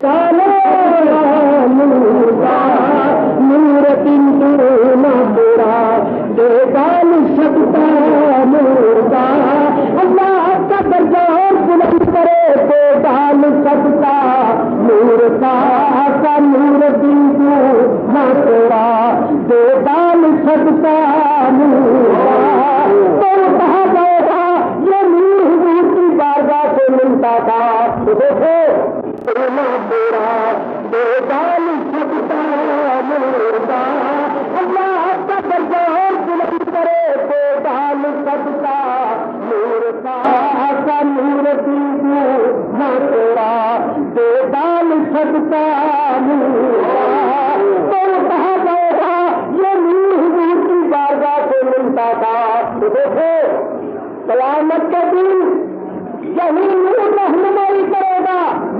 किसी नूर की रोशनी में हम खड्डों से और गुमराही के कुएं से बचते हुए जाएंगे। आगे आओ, जरा ध्यान करो, ये नूर कैसा काम दे रहा है, कितना कर्म हो रहा है। जब यही ईमान वाले पुल सिरात पर जाएंगे ना, पुल सिरात पर, ये पुल जो है पुल, ये किसके ऊपर है? दोज़ख के ऊपर। नीचे क्या है? दोज़ख। नीचे क्या है? दोज़ख। दोज़ख पर जाएंगे ईमान वाले, जब पुल सिरात से गुजरेंगे, नीचे से दोज़ख आवाज देगा, जहन्नम की आवाज आएगी, जुज़ क्या ले लो फ़इन्ना नूरका अत्फ़ा लहबी। और मोमिन तू जल्दी जल्दी गुजर जा, तेरा नूर मेरी आग के शोलों को बुझा रहा है। क्या कहेगा दोज़ख? फ़इन्ना नूरका, ओ मोमिन तेरा नूर मेरी आग को बुझा रहा है। मेरे दोस्तों, ये कौन सा नूर है? ये वही नूर है जो बारगाह मुस्तफा से मिला। ये हुजूर की बारगाह से जो नूर मिला है, यही काम आ रहा है हर जगह, हशर में भी, मैदान हशर में भी, पुल सिरात पर भी, कब्र में भी यही नूर काम आ रहा है। जिन्होंने ये नूर हासिल किया है, इंशाअल्लाह उनकी कब्रें भी नूर, हशर में भी नूर, ان صراط پر بھی نہیں. ارے ان کے نور کی نشانے سے جہنم چلا رہا ہے کہ اے مومن جلدی گزر جا، تیرا نور میری آنکھ کو گزار رہا ہے. جب مومن کے نور کا یہ حال ہے تو آقا کے نور کی کیا شان، آقا کے نور کی کیا شان ہے. تو اصل میں بات ہی چلی گئی. اب یہ کر رہا تھا کہ ان مسلمان کہلانے والوں نے ایسی باتیں کرنا شروع کر دی کہ غیر مذاہب کے لوگوں کو اسلام پر اور پیغمبر اسلام پر اعتراض کے موقع مل گئے. اب انہوں نے کیا نتیجہ نکالا سنو. یہ کہتے ہیں نہ حضور کو اپنے انجام کی خبر ہے نہ ہمارے انجام کی خبر ہے. معاذ اللہ، سب کہو معاذ اللہ. اللہ ہمیں اپنی پناہ میں رکھے ایسی چیزوں سے اور ایسے خیالات سے. توبہ توبہ. اگر غور کرو، اگر ہم دنیا کے سامنے یہی نظریہ پیش کریں کہ ہمارے آقا کو سید الانبیاء کو اپنے انجام کی بھی خبر نہیں، اپنی عاقبت کا بھی پتہ نہیں، نہ ہماری عاقبت کا اور انجام کا پتہ، تو لوگ کہیں گے جس نبی کو اپنے انجام کی ہی خبر نہیں اس پر ایمان لانے کا فائدہ کیا ہے؟ کوئی مانے گا اور کوئی ایمان لائے گا؟ تو جو کہتے ہیں حضور کو اپنی انجام کی بھی خبر نہیں، انہوں نے حضور کو کہنا ہی نہیں. اور میرا آقا تو وہ ہے جس نے یہ فرما دیا تو والے مر رہا نہیں. ہمارا آقا وہ ہے، وہ آقا فرماتا ہے جس نے مجھے ایمان کے ساتھ دیکھ لیا وہ جنتی ہے، وہ جنتی ہے جس نے ایمان کے ساتھ دیکھ لیا. یہ کہتے ہیں اپنے انجام کی خبر نہیں. اور حضور فرماتے ہیں ابو بکر جنتی، عمر جنتی، عثمان جنتی، علی جنتی، طلحہ جنتی، زبیر جنتی، سعد جنتی، سعید جنتی، عبد الرحمان بن عوف جنتی، ابو عبیدہ جنتی. یہ ہے 10 جن کو کہتے ہیں اچھا مبشرہ. اللہ حضرت فرماتے ہیں وہ 10 جن کو جنت کا مزہ ملا، وہ 10 جن کو جنت کا مزہ ملا. اس مبارک جماعت پہ لاکھوں سلام، اس مبارک جماعت پہ لاکھوں سلام. یہ رات ہی سلام کی. سلام اللہ فرماتا ہے سلام. مفسرین نے لکھا ہے اس رات میں انبیاء اولیاء کی روحیں آتی ہیں تو وہ عبادت کرنے والوں پر سلام دیتی ہے. اور روح سے مراد شاہ عبد العزیز محدث دہلوی رحمۃ اللہ علیہ نے تفسیر عزیزی میں لکھا ہے تنزل الملائکۃ والروح سے مراد روح سے مراد انبیاء اولیاء کی روحیں ہیں. شاہ صاحب کا لکھتے ہیں تفسیر عزیزی میں کہ روح سے مراد 7 لوگوں کی روحیں. تو ذرا جان کرنا یہ روحیں کیا کرتی ہے؟ یہ عبادت گزاروں پر سلام بھیجتی ہے. وہ ہم پر سلام بھیج رہے ہیں، ہم ان پر سلام بھیج رہے ہیں. اس مبارک جماعت پہ لاکھوں سلام، اس مبارک جماعت پہ لاکھوں سلام. کیا حضور نے ان 10 کو ہی بشارت دی؟ فرمایا الحسن والحسین سیدا شباب اہل الجنہ. حسن حسین جنت کے نوجوانوں کے سردار ہیں. 14ویں صدی کا مولوی کہتا ہے حضور کو اپنے انجام کی خبر نہیں، نہ دوسروں کے انجام کی خبر ہے. حضور فرماتی ہے حسن حسین جنت کے نوجوانوں کے سردار. سرکار نے اپنی بیٹی فاطمہ زہرا سے فرمایا اما ترضینا ان تکونی سیدۃ النساء اہل الجنہ. میری بیٹی کیا تو اس پر راضی نہیں ہے کہ اللہ نے تمہیں جنت کی عورتوں کا سردار بنا دیا ہے؟ نہیں انہیں کوئی بشارت نہیں دی. جتنے جنگے بدر میں شریک ہوئے تھے فرمایا اور بدر والے معلومہ سے تم تب غفر اللہ لکم کیسا ہے عمل کرو اللہ نے تمہیں سچ دیا.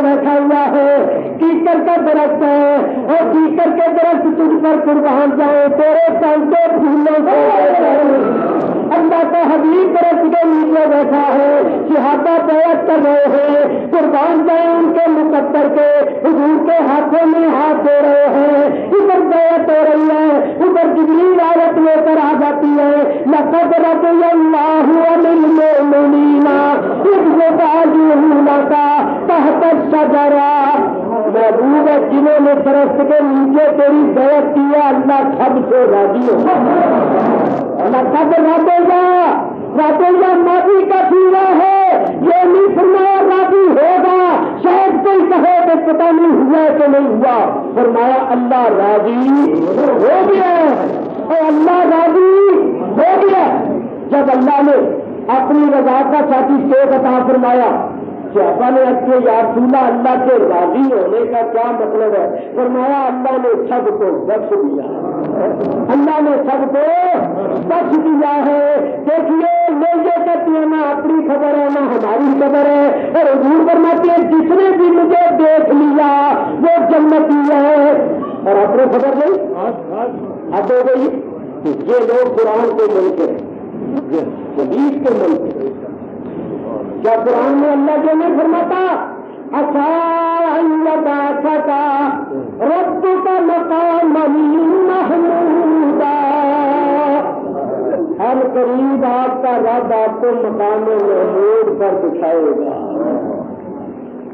نبی کریم کو اپنے جیسا سمجھنے والے پتا اس وقت چلے گا جب سرکار مقام محمود پر بیٹھے۔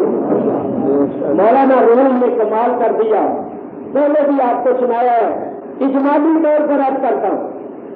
مولانا مدینی میں لکھتے ہیں محمود غزنوی کا زمانہ تھا، چوری بڑی زیادہ ہو گئی، چوری ہو جاتی تھی اور چوروں کا پتہ نہیں چلتا تھا، تو محمود نے کیا کیا، رات کو دیکھ بدل کے خود پھرنا شروع کر دیا چوروں کا سراغ لگانے کے لیے۔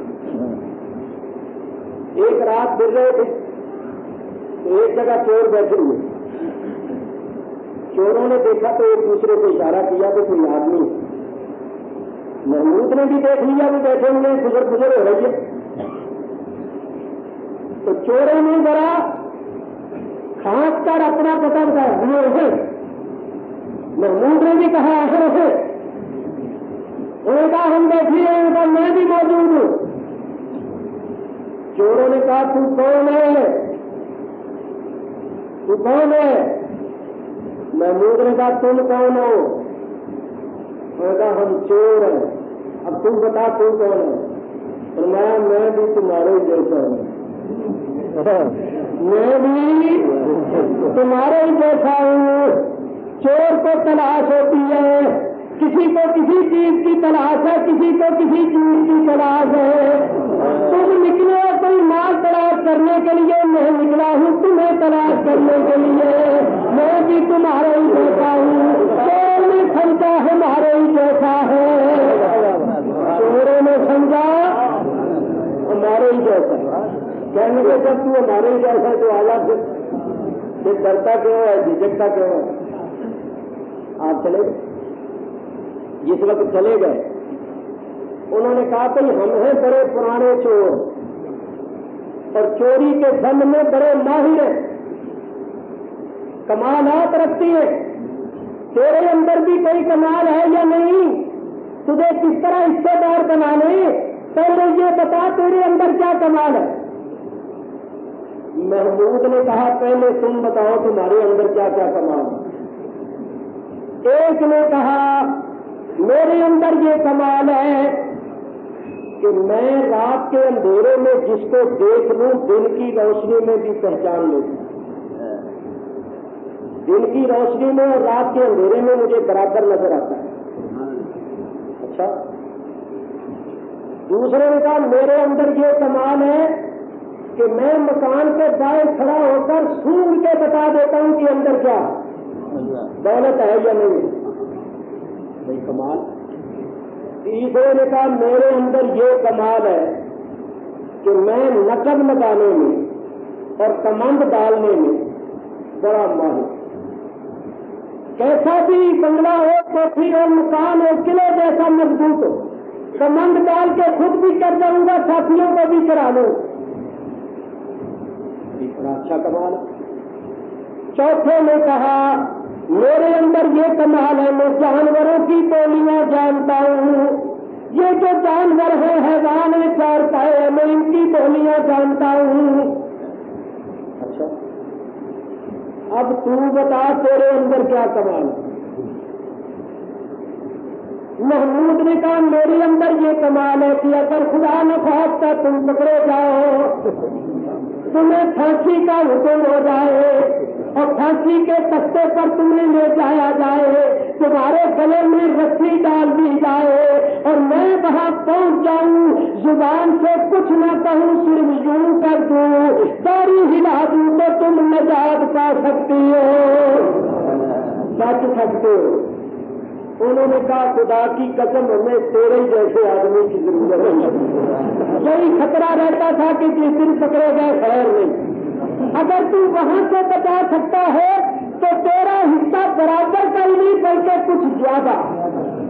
ठीक है, तू भी हमारा साथी। लो जी हो गए इकट्ठे, चलो भाई अब चोरी करने से। किसकी चोरी करें? किसी ने कहा फलां सेठ बड़ा मालदार, किसी ने कहा फलां बड़ा मालदार। अपनी अपनी मालूमात के मुताबिक नाम पेश किए। सुल्तान महमूद गजनवी ने कहा क्या सेठों की तरफ देखते हो, चलो महमूद का ही घर लूटे, चलो महमूद का खजाना लूटे, बस एक मरतबा लूट लेंगे, उम्र भर के लिए बेनियाद हो जाएंगे। क्या रोज रोज लूटना है? कि लूटो का लूटो ऐसा जैसा हक है लूटने का। चलो भाई, लो जी अपने घर लुटाने के लिए लेके जा रहे हैं। जब तक अपना घर न लुटाया जाए बात नहीं बनती है।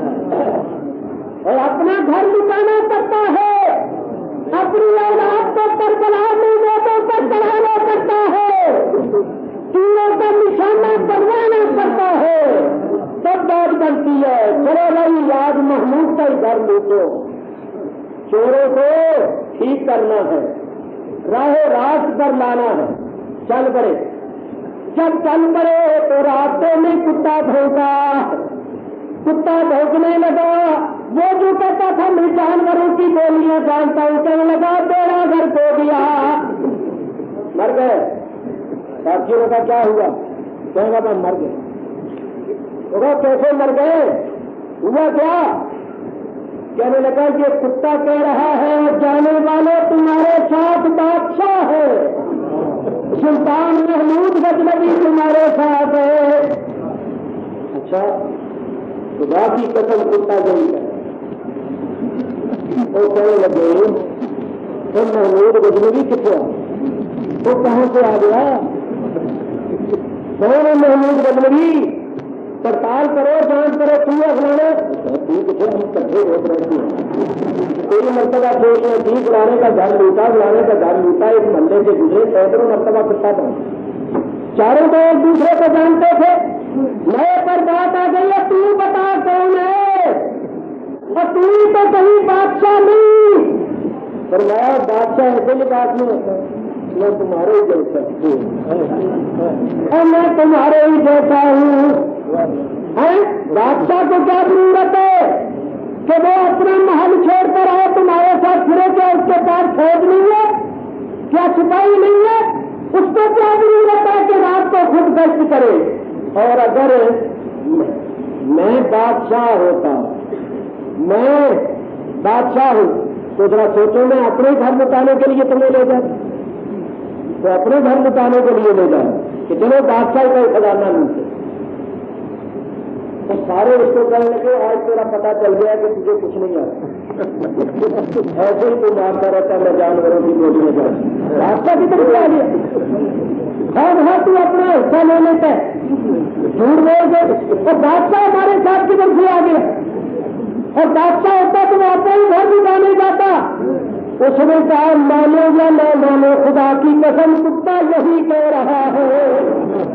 और मेरे दोस्तों, चोरों ने अपनी جیسا سمجھا تھا، مگر کتوں نے بتا دیا دھوکہ نہ کھانا۔ یہاں بھی حضور کا کتا کہہ رہا ہے دھوکہ نہ کھانا، یہ تمہارے لباس میں ہے بادشاہ۔ بادشاہ اس کے لباس سے دھوکہ نہ کھانا، اس کو اپنے جیسا نہ سمجھنا، اپنے جیسا نہ سمجھنا، دھوکہ نہ کھانا۔ آنکھ والوں سے پوچھو، جاننے والوں سے پوچھو، ہے محمود پھرتا ہے تمہارے لباس میں۔ کہہ گے چلو یار وقت جائے نہ کرو کام ہے، چل پڑے۔ مختصر یہ محمود کا آ گیا خزانہ، اس کا آ گیا دربار، انہوں نے چوری کی، مال لوٹا، گٹھڑیاں باندھ لی، درہموں کی دینار سمیٹے اور آ گئے۔ ایک جگہ بیٹھ کے کہنے لگے تقسیم کرو۔ محمود نے کہا تم چور تو بڑے پرانے ہو، بڑے ماہر ہو، مگر تمہیں عقل نہیں ہے، عقل نہیں تمہیں، بےوقوف ہو۔ ہم نے بادشاہ کا خزانہ لوٹا ہے، مال ہے بہت زیادہ، تقسیم کرنے میں کافی دیر لگے گی، اور تم کیا سمجھتے ہو کہ بادشاہ کو خبر نہیں ہوگی، پولیس کو اور فوج کو خبر نہیں ہوگی؟ ابھی ایک دم سپاہی اور فوجی چاروں طرف نکلیں گے چوروں کو پکڑنے کے لیے، ہم جہاں بیٹھے پکڑے جائیں گے۔ ابھی تقسیم کرنے کا وقت نہیں، فوراً کہیں کھڈا کھودو یا کسی مکان میں کسی جگہ میں رکھ دو اور اپنے اپنے گھروں میں چلے جاؤ۔ چند دن گزر جائیں گے، بعد ذرا ٹھنڈی پڑ جائے گی، ڈھونڈ ڈھونڈ کے آرام سے بیٹھ جائیں گے، پھر آپس میں ملیں گے اور مال نکال کے تقسیم کریں گے۔ ٹھیک ہے، ایک جگہ مال رکھ دیا۔ بادشاہ نے کہا تم تو ایک دوسرے کو جانتے ہو، میں تمہیں نہیں جانتا، ذرا اپنے پتے بتا دو۔ کوئی نازک وقت آ گیا تو تمہیں اطلاع کریں گے، کوئی خبر دیں گے۔ چاروں نے پتے بتا دیے۔ کہنے لگے تم بھی پتا بتا، تو بتا کہاں رہتا ہے؟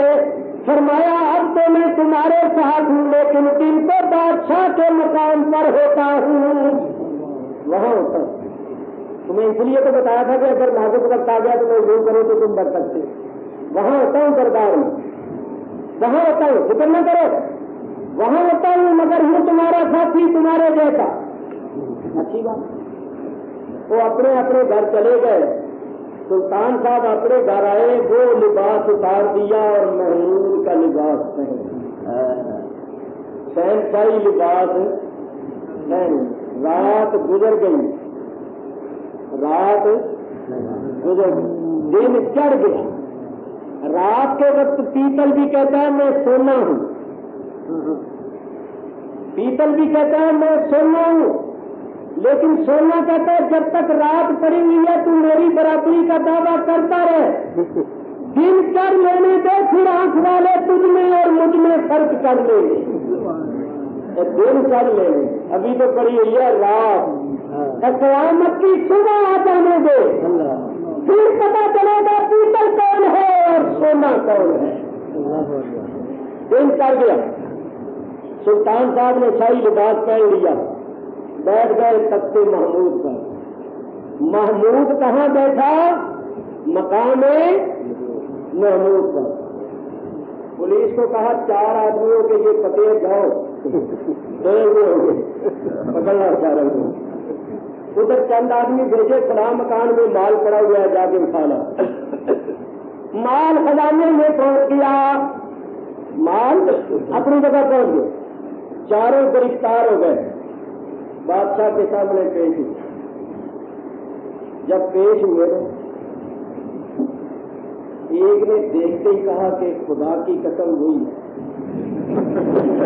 وہ جو کہتا تھا نا کہ میں جس کو رات کو دیکھ لوں دل کو پہچان لیتا ہوں، وہ کہنے لگا وہی ہے سنگا، رات جو ہمارے ساتھ تھا نا وہی ہے۔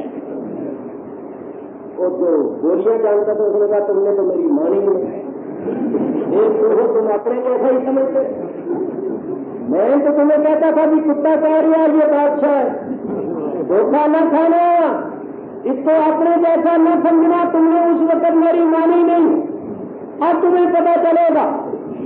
تو دوسرے کہہ لگے چپ کرو خدا کا واسطہ، ایک تو چوری کی ہے، گرفتار ہو کے جا رہے ہیں، دوسرا بادشاہ کو بھی چور بناؤ۔ تو نہیں پھانسی لگنا تب بھی لگے. چپ کرو اب دیکھو کیا ہوتا ہے. پیش ہوئے بادشاہ بڑا درجہ بڑا کرتا اور بے غیرتوں بے شرموں تمہیں حیا نہیں آئی غیرت نہیں آئی میری رعایا ہو کے میرے شہر کے باشندے ہو کر تم نے میرا ہی گھر لوٹا. میں نے تم پر کیا ظلم کیا؟ کیا میں تمہارے حقوق ادا نہیں کرتا تمہارے ساتھ انصاف نہیں کرتا؟ تمہیں شرم نہیں آئی میرا گھر لوٹتے وقت؟ چپ کھڑے ہوئے اب کیا بولے کیونکہ یہاں تو مقام ہو یہاں تو محمود مقام محمود پر ہے. یہاں کیسے بولے وہاں تو بات کچھ اور تھی. مختصر یہ آخر حکم ہوا کہ ان کو پھانسی لگا ان کو سزا دو. کون کا پھانسی کے قلعے پر وہ لے گئے پھانسی کے تختے پر گلے میں رسیاں ڈال دی گئی. سلطان صاحب نے فرمایا جب ہم آئیں اور اشارہ کریں تو پھانسی دینا. جلاد منتظر تھے سلطان آئے اور اشارہ کرے اور ہم نیچے سے تختے کھینچے اور یہ لٹک جائے. تو جس وقت سلطان صاحب آئے ابھی اشارہ نہیں کیا تھا تو وہ گول کر. حضور سب نے اپنا اپنا کمال دکھایا سب نے اپنا اپنا کمال دکھایا. آپ بھی بڑا کمال دکھا دیجیے ذرا داڑھی ہلا دیجیے. ہم اعتراض کرتے ہیں کہ ہم نے غلط سمجھا تھا ہم نے اپنے جیسا سمجھا تھا مگر اب پتا چلا ہے کہ جس کو اپنے جیسا سمجھتے رہے وہ تو صاحب مقام محمود ہے. سلطان صاحب نے ساری لائی سارے ہی بچ گئے قدموں پر آ گئے نیک بن گئے پرہیزگار بن گئے متقی بن گئے. بولو کنہوں نے کام بنایا؟ وہ جو اندھیرے میں بھی دیکھ کر پہچان لیتے. کس نے کام بنایا؟ جو اندھیرے میں بھی دیکھ کر پہچان لیتے تھے. رات کی تاریخی جن کے واسطے حجاب نہیں پڑی یہ اللہ والے جو ہوتے ہیں اللہ ان کو جو قلب کا نور عطا فرماتا ہے اور قلب کے نور کے آگے رات کی تاریخی حجاب نہیں بنتی. یہ دنیا میں رہ کر بھی سرکار کو پہچانتے ہیں اور انہیں ہی کام بنانا ہے. دوسرے کام ہوئی ہے اور دوسرا بھی بول پڑا تجھے کہتا جو تمہیں کہتا جو تھا تو اگر وہ نہ ہوتا پہچاننے والا تو بولو بات بنتی. ایک پہچاننے والوں کی برکت سے بیڑا پار ہوگا. تو میرے دوستو سرکار جب مقام محمود پر بیٹھیں گے تب ہمیں پتا چلے گا کہ جس کو اپنے جیسا بشر سمجھتے تھے یہ تو صاحب مقام محمود ہے. رب کا مقام محمود. کیا نے پوچھا حضور یہ مقام محمود کیا ہے؟ فرمایا مقام شفاعت. وہاں ہم شفاعت کریں گے. یہ کہتے ہیں اپنے انجام کی خبر نہیں اور حضور فرماتی ہے اذا جاءسو الکرامت والمفاتیح یوم الدین. قیامت کے دن جب سب مایوس ہوں گے فرمایا چابیاں اور بزرگی میرے ہاتھ میں میرے ہاتھ میں ہوگی. جو دیکھو بیعتی میرے ہاتھ میں ہوگی. بزرگ مطلب میرے ہاتھ میں ہوگی چابی میرے ہاتھ میں ہوگی بزرگی. فرمایا آدم ومن دونہ تحت لوائی. آدم اور ان کے سوا سارے نبی میرے جھنڈے کے نیچے. ولواء الحمد بیدی. حمد کا جھنڈا میرے ہاتھ میں ہوگا. حضور نے فرمایا سب سے پہلے میں جنت کا دروازہ کھڑکاؤں گا میں کھولوں گا. سب سے پہلے میں قدم رکھوں گا. جب تک میں جنت میں قدم نہیں رکھوں گا سارے نبیوں پر جنت حرام ہوگی اور جب تک میری امت قدم نہ رکھے گی دوسرے نبیوں کی امتوں پر جنت حرام ہوگی. تو حضور نے یہ سب کچھ بیان فرمایا اور یہ کہتے ہیں اپنی قبر نہ ہماری قبر ہے تو بیڑا گرک کیا ہے انہوں نے یا نہیں. تو بات کہاں سے چلی تھی آؤ میں بتاؤں. سنو آپ خلاصہ.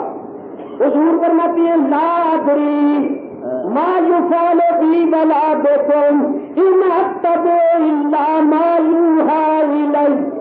اب بات واضح ہے. دیکھو حضور نے کیا فرمایا لا ادری لا عالم نہیں فرمایا ادری فرمایا.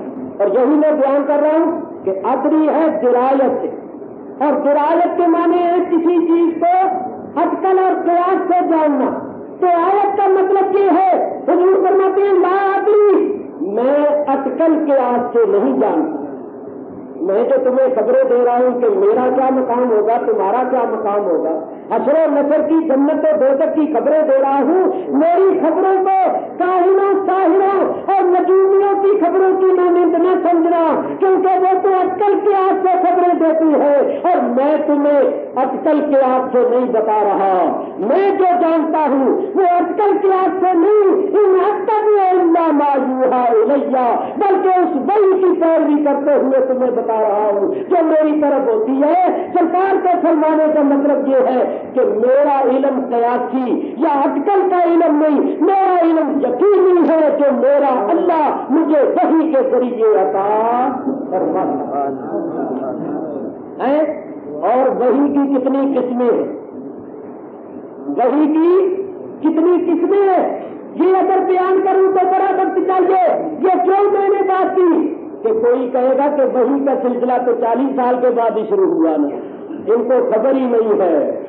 میاں یہ وحی جو 40 سال کے بعد شروع ہوئی ہے، یہ وحی عالم ظاہر کی وحی ہے، اور عالم غیب میں اللہ تبارک و تعالیٰ نے عالم ارواح میں علم و عرفان سے سرفراز فرما ہے. چنانچہ میں عرض کروں، حضور فرماتے ہیں کئی مرتبہ آپ کو جو بات بتائی، جبریل آئے پہلی وحی لے کر غار حرا میں اور کہا اس طرح پڑھیے. حضور فرماتے ہیں ما انا بقارئ، میں پڑھنے والا نہیں. صحیح بخاری کی حدیث ہے، جبریل نے حضور کو پکڑ لیا، اپنے ساتھ لگا کے اتنا دبایا، اتنا زور لگایا، حضور فرماتے ہیں حتی بلغ منی الجہد، جبریل اپنی پوری قوت و طاقت کو پہنچ گئے. سیدھا سادہ ترجمہ یہ کہ جبریل نے اپنا سارا جبریلی زور لگا دیا.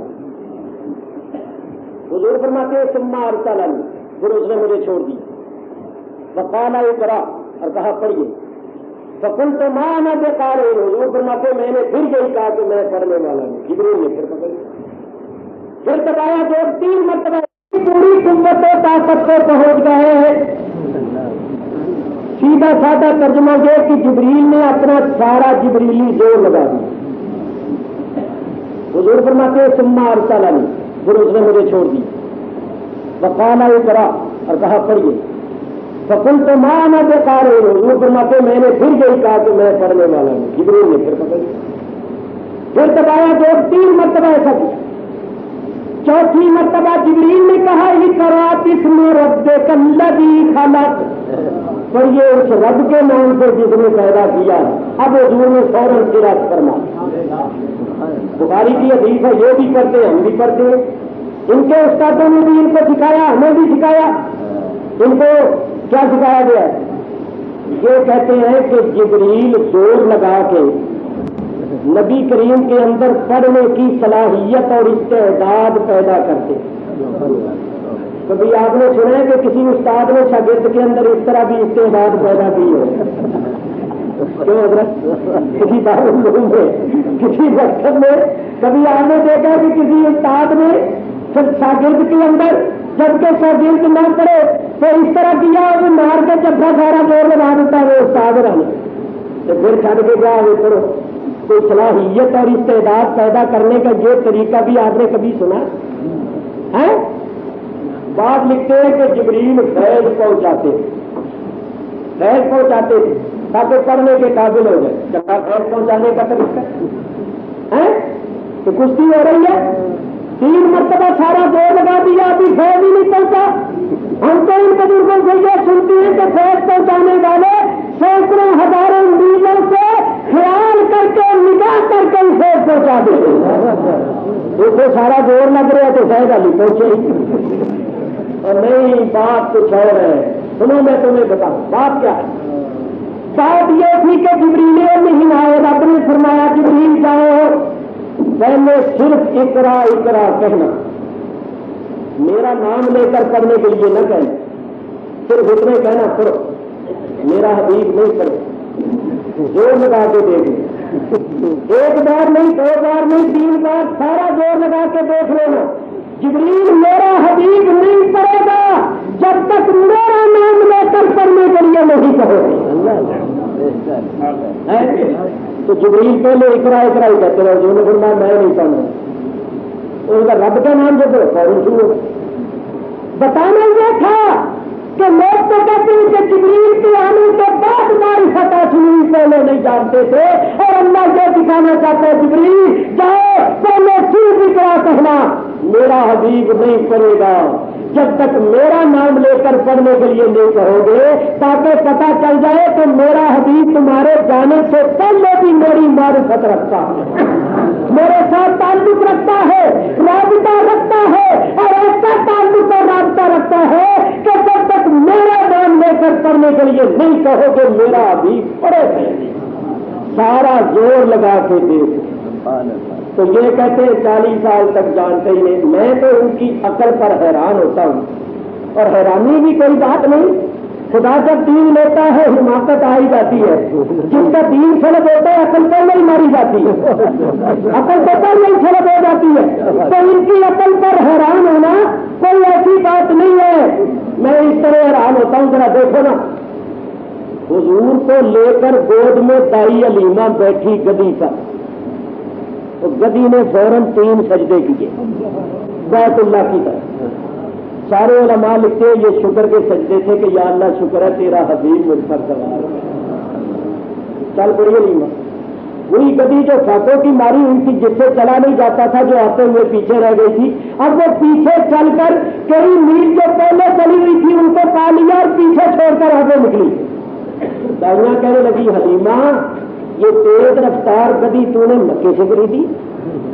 حلیمہ کہتی نہیں، وہی ہے جس پر میں سوار ہو کے آئی تھی۔ بعض لوگوں کو یہ شبہ ہوتا ہے، مجھ سے سوال کرتی ہے، حلیمہ کے پاس 2 سواریاں تھیں، ایک اونٹنی اور ایک گدی، اور حلیمہ کے ساتھ اس کا شوہر تھا جس کا نام تھا عبد العزیٰ، اور ایک دودھ پیتا بیٹا تھا جس کا نام تھا عبداللہ۔ تو حلیمہ اپنے بیٹے کو اور اپنے شوہر کو بھی ساتھ لے کر گئی، تو حلیمہ جب واپس آئی ہے تو اونٹنی پر اس کا شوہر بیٹے کو لے کر سوار ہوا، اور حلیمہ نبی کریم کو لے کر گدی پر سوار ہوئی۔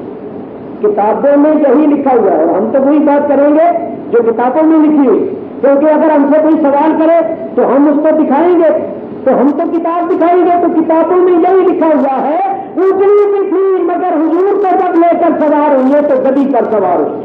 خیر گدی جب آگے نکلی تو دائیوں نے کہا وہ گدی تو سانپوں کی ماری ہوئی تھی، اور یہ تو براق بنی ہوئی، اس نے ایک دن میں کون سا مسالہ کھا لیا ہے، کون سا چارہ کھا لیا کہ اس کو پر لگ گئے، اتنی تیز رفتار ہو گئی ہے، یہ وہ نہیں ہے۔ حلیمہ فرماتی ہے میں بار بار کہتی وہی ہے، وہ کہتی نہیں وہ نہیں۔ حلیمہ فرماتی ہے میرے اور دائیوں کے درمیان جب تکرار ہوئی تو میری گدی بول پڑی، میری گدی نے کہا بنی صاحب کی دائیوں تمہاری نظر مجھ پر ہے سوار پر نہیں ہے، میں تو وہی ہوں ساتوں کی ماری ہوئی، میں تو وہی کمزور و ناتواں ہوں، مگر میرا سوار سید الانبیاء ہے، میرا سوار حبیب کبریا ہے، میرا سوار وہ ہے اگر اس کے قدم بیماروں پر آ جائیں تو وہ تندرست، کمزوروں پر آ جائیں تو وہ توانا ہو گئے، مردوں پر آ جائیں تو وہ زندہ ہو جائیں، اور ذروں پر آ جائیں تو وہ آفتاب ہو جائے۔ میرا سوار سید المرسلین ہے۔ بات میں نے یہ کرنی ہے، یہ کہتے حضور کو اپنی بھی خبر نہیں تھی، اور یہ بڑے تعجب کی بات ہے کہ جس گدی پر قدم رکھ دیا اس کو علم ہو گیا، گدی جان دیا نکل گیا۔ تم کہتے ہو، میں کہتا ہوں جس سواری پر حضور بیٹھ جاتے تھے، حضور کے قدموں کی برکت سے سواری کو علم ہو جاتا، صرف علم نہیں غیب کا علم ہو جاتا تھا، کشف قبول ہو جاتا تھا، اس دنیا میں رہ کر وہ برکت کے حالات کو دیکھتی۔ نہیں سنا ہوا آپ نے، حضور خچر پر سوار تھے، قبرستان کے پاس سے گزرے، آپ کا خچر بج کا اچھلا، تو حضور نے فرمایا جانتے ہیں یہ کیوں دکھتا ہے؟ کیونکہ میں اس پر بیٹھا ہوں، اس کی آنکھوں سے پردے اٹھ گئے ہیں اور کشف قبور ہو گیا ہے، قبر والوں کے حالات اس کو نظر آ گئے ہیں، اہل قبور کی حالت دیکھ کر یہ بیتا اچھلا ہے۔ تم کہتے ہو حضور کو علم نہیں، میں کہتا ہوں کہ جانور پر قدم رکھ دیتی ہے، اس جانور کو غیر کا علم ہو جاتا ہے۔ سنو سنو، ایک دن حضور تشریف لائے، گھر میں آئے نا، حضرت عائشہ صدیقہ رضی اللہ تعالیٰ عنہ آگے بڑھی اور حضور کے کپڑے ٹٹوڑ رہی۔ حضور آپ کے کپڑے نہیں بھیگے؟ کپڑے نہیں بھیگے؟ فرمایا کیوں؟ حضور اتنی بارش ہو رہی ہے اور آپ کے کپڑے نہیں بھیگے؟ حضور نے مسکرا کر فرمایا عائشہ تم نے کیا اوڑا ہوا ہے؟ حضور میں نے آپ کی چادر اوڑی ہوئی۔ فرمایا یہ چادر اتار دو۔ چادر اتاری تو بارش بند ہو گئی، بارش نہیں لگ رہا ہے۔ فرمایا عائشہ یہ جو تم نے بارش دیکھی ہے یہ کسی اور عالم کی ہے، کیونکہ تم نے میری چادر اوڑھی تو میری چادر کی وجہ سے اللہ نے پردے اٹھا دیے، غیر تمہارے لیے شہادت بن گیا ہے۔ یہ جو بارش ہے یہ عالم غیب کی بارش ہے، انوار تجلیات کی بارش ہے، یہ رحمت کی بارش ہے، اور جس کے کپڑے اوڑھنے سے آنکھوں سے پردے اٹھ جاتے ہیں اور غیر شہادت بن جاتا ہے، خود اس کی غیر جانی کا کیا ہے؟ انہوں نے جانا ہی نہیں، کہو انہوں نے جانا ہی، انہوں نے جانا ہی نہیں۔ خیر چھوڑو ان کو، انہوں نے جانا ہی نہیں، نہ جاننا ہے، جاننے والوں کی باتیں کرتے۔ اللہ فرماتا ہے وما ادراک ما لیلۃ القدر، تم نے کیا جانا کہ لیلۃ القدر کیا ہے؟ لیلۃ القدر کا پتہ، لیلۃ القدر کی عظمت، فضیلت، شان یہ اکثر اور قیاس سے معلوم نہیں ہو سکتی۔ اللہ فرماتا ہے ہمارے بتانے سے معلوم ہے، ہمارے بتانے سے تم نے جانا ہے۔ میں سنو ہم تمہیں بتاتے ہیں لیلۃ القدر کیا ہے۔ لیلۃ القدر خیر من الف شہر، لیلۃ القدر 1000 مہینے سے بہتر ہے۔ لوگ اللہ بات کرنے لگا، جو شروع میں بات کی تھی نا، شروع میں بات کی تھی نا کہ بیت العزت، اب سنو حضور نے اس آیت کا شان نزول یہ بھی لکھا ہوا، ایک یہ شان نزول ہے جو آپ بیان کرنے لگا۔ حضور نے دیکھا کہ حضور کے منبر پر بندر ناچ کود رہے۔ حضور نے خواب میں دیکھا کہ حضور کے منبر پر بندر کود رہے، اچھلتے ہیں کودتے ہیں۔ تو حضور کو بڑا اس بات کا خیال ہوا، بڑی حیرانی ہوئی، بڑی پریشانی ہوئی کہ یہ کیا بات ہے، میرے منبر پر بندر کود رہے۔ تو اللہ تعالیٰ نے ارشاد فرمایا میرے حبیب یہ جو بندر کود رہے ہیں ان سے مراد ہے بنی امیہ، یزیدی ٹولہ۔ تو بنی امیہ کو حکومت ملے گی 1000 مہینہ، 1000 مہینے تک ان کی حکومت ہوگی۔ تو یہ جو آپ کو دکھایا گیا ہے یہ بنی امیہ کے وہ لوگ ہیں جو شریف ہیں، اور ہم نے آپ کو جو دیا ہے وہ 1000 مہینے سے بہتر ہے۔ مفسرین فرماتے ہیں 1000 مہینے سے مراد بنی امیہ کی حکومت ہے، اور لوگوں نے گنا تو ان کی حکومت پورا 1000 مہینہ ہے، نہ ایک دن آگے نہ ایک دن ہے پیچھے، پورا 1000 مہینہ انہوں نے حکومت کی۔ تو اللہ نے نبی کریم کو یہ فرمایا ان کو تو ملی ہے نا حکومت، اور تمہیں دیا ہے انا انزلناہ فی لیلۃ القدر، اور فرمایا جو لیلۃ القدر جس میں نزول ہوا ہے، سنیے یہ لیلۃ القدر جس میں نزول ہوا یہ ان کے 1000 مہینے سے بہتر ہے۔ معلوم ہوا 1000 مہینے سے مراد دنیا کی حکومت ہے، اور جو اس سے بہتر ہے یہ باطنی حکومت اور خلافت ہے جس میں نزول ہوا ہے۔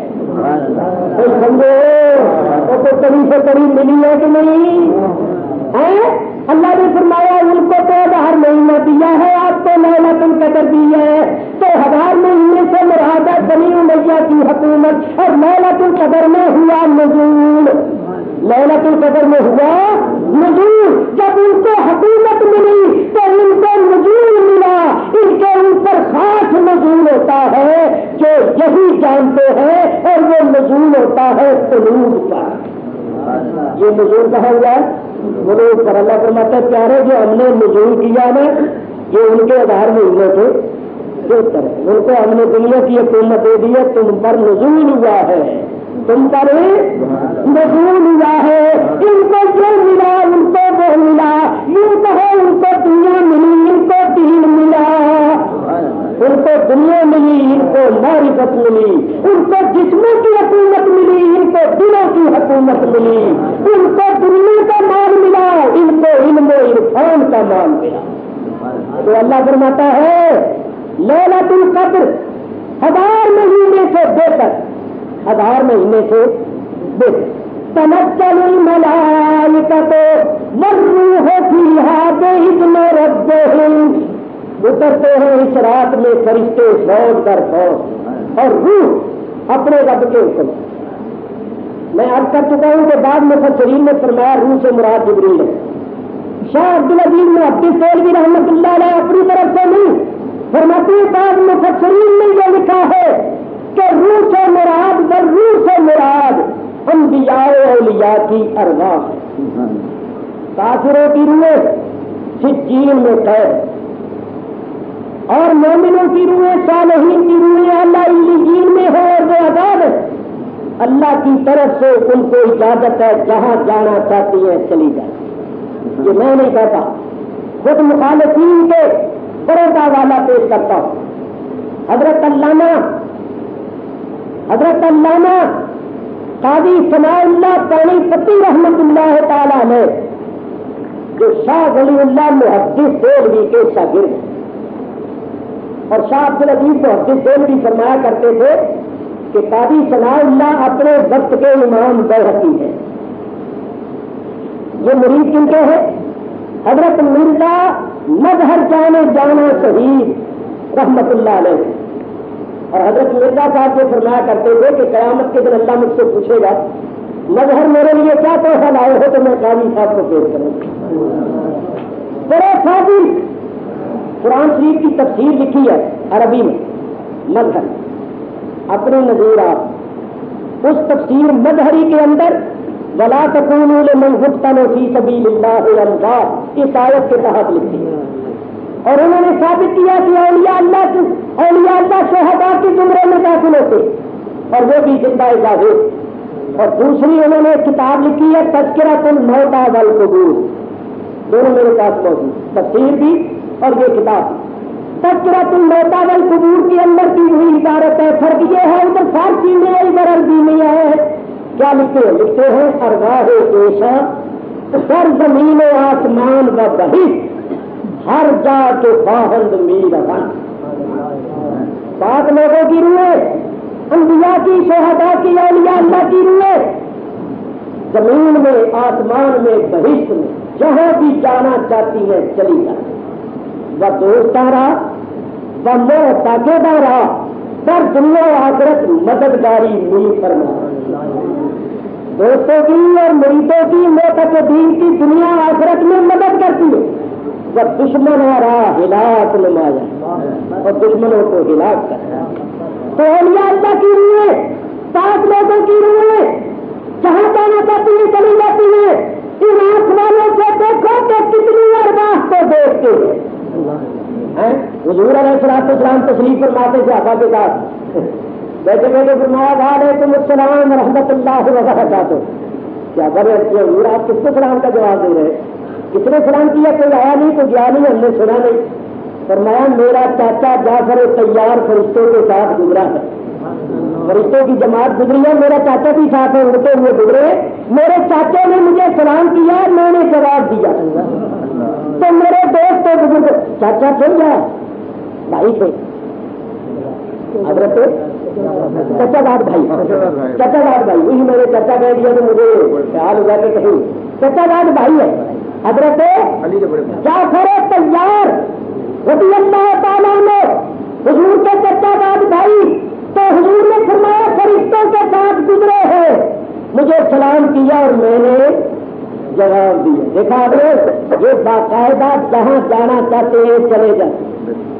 لوگ تو یہ سمجھتے ہیں مر گئے اب گئے ہڈیاں نکل گئی ہوں گی، اور نہیں، یہ اللہ والے جو ہوتے ہیں یہ پتہ کس شان سے جاتے ہیں، فرشتے ان کے بچوں کو اٹھا، فرشتے غلامی پر، اور جہاں جانا چاہتے چلے جاتے۔ پہلے بھی میں نے آپ کو بتایا، شاہ ولی اللہ محدث بھی لکھتے ہیں، خود ان کی اپنی تصنیف ہے نام الفاظ العارفین، شاہ ولی اللہ کی تصنیف، اس میں لکھتے ہیں کہ میرے والد ماجد صاحب عبدالرحیم صاحب زیارت کرنے کے لیے گئے خواجہ خواجگان قطب الاقطاب حضرت خواجہ قطب الدین بختیار کاکی رضی اللہ تعالیٰ عنہ، زیارت کے لیے گئے ان کے ملازم۔ یہ شاہ ولی اللہ لکھتے ہیں میرے ابا جان گئے، جب گئے تو آپ تانے کے دور ہی کھڑے ہو گئے، یہ سمجھ کر کہ میں گناہگار اس قابل اور اس لائق نہیں کہ اس مقدس آستانے پر جاؤں۔